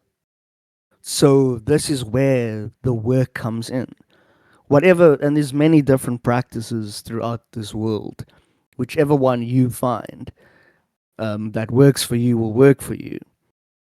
But the only, like, when you get to that level of the I am, the only way to get there, to that observer point, is through non-identification. And that's human beings' biggest problem. You have a thought and then you identify with the thought. You have a feeling, you identify with the feeling. Instead of literally being the observer and just watching it. And then it's doing the work in terms of how do I like do that self inquiry? How do I bring up that garbage and then through non identification see it for what it is? It's just a thought, it's just a feeling. It's not who I am, and let it go. You know, the ego, the self or how do I say, the identification holds on to it, right? Because when you don't want to look at something, then you're actually holding on to it, right? But when you look at it, it will just naturally flow and dissolve. And so that's what it is for any single person. But that can't happen until you do the work, right? And it obviously depends on when we start doing this work. Um, Everybody's obviously on a different trajectory, but uh, that's basically it. No one else is going to do the work for you. No pastor, no videos that you listen to and watch, and songs, and even books you read. None of that is going to do the work for you. You have to do the work, and it's bhakti yoga. You know, it's devotion. When you have like brilliant opportunities like I do and other people do that people might call cataclysms, then you've been given your orders for that lifetime. Now you know what to devote yourself to, right? And that is how the journey unravels and unfolds. Um, and that's what it is. It's all just subconscious programs and stuff that has collected itself together as a false identity. And once you release all of those things, the apathy, the grief, then you will notice that at your core, you are just pure joy, peace. You are completely free. You're just absolute love. And then all discords, limitations, and lacks just dissolve overnight. And the doctors say, well, we can't explain that. There's a lot to unpack. I think uh, the next installment we should dig a little bit deep into that. So what I will say is this. There is, and like me especially, dude, I've read all the books on like these specific things, especially the people who are known for it worldwide and even people who aren't known for it. There's a thread of truth that runs through everything that they do, especially when you look at the practices itself. Forget the doctrine that they're pushing.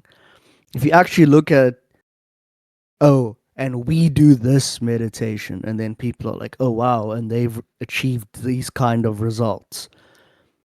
And you take that and you take RJ and you take all these different types of people, you'll see there's a core thing there. And it all comes down to the same thing: the non identification, the impersonalization, and the how do they say it now? The non power. How do they say it? Non power. I don't fucking know. Okay. They're like it's not a real word. That's what I'm saying. They just say it in that way. But basically, it's to impersonalize things that are happening to you, and then to also give it no power. To be like, me at my core, I am completely imperturbed and I'm untouched. That part of me is not broke or unloved or sick. That part of me at my core is who I truly am. And now there's just a bunch of clouds that are in the way of my sunshine. And just like RJ says, just like all these people say, all the mystics, all the sages, they say the same thing. You can speak it till kingdom come, till the hens come home to roost. I think that's how the saying goes. But the only way you actually supposed to do it is go do it. Be the example that way.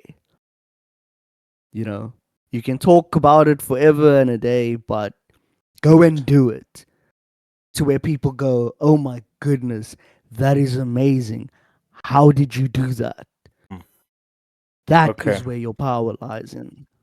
Okay. I think that's a great place to do a 2 minutes, Mikey. To end it.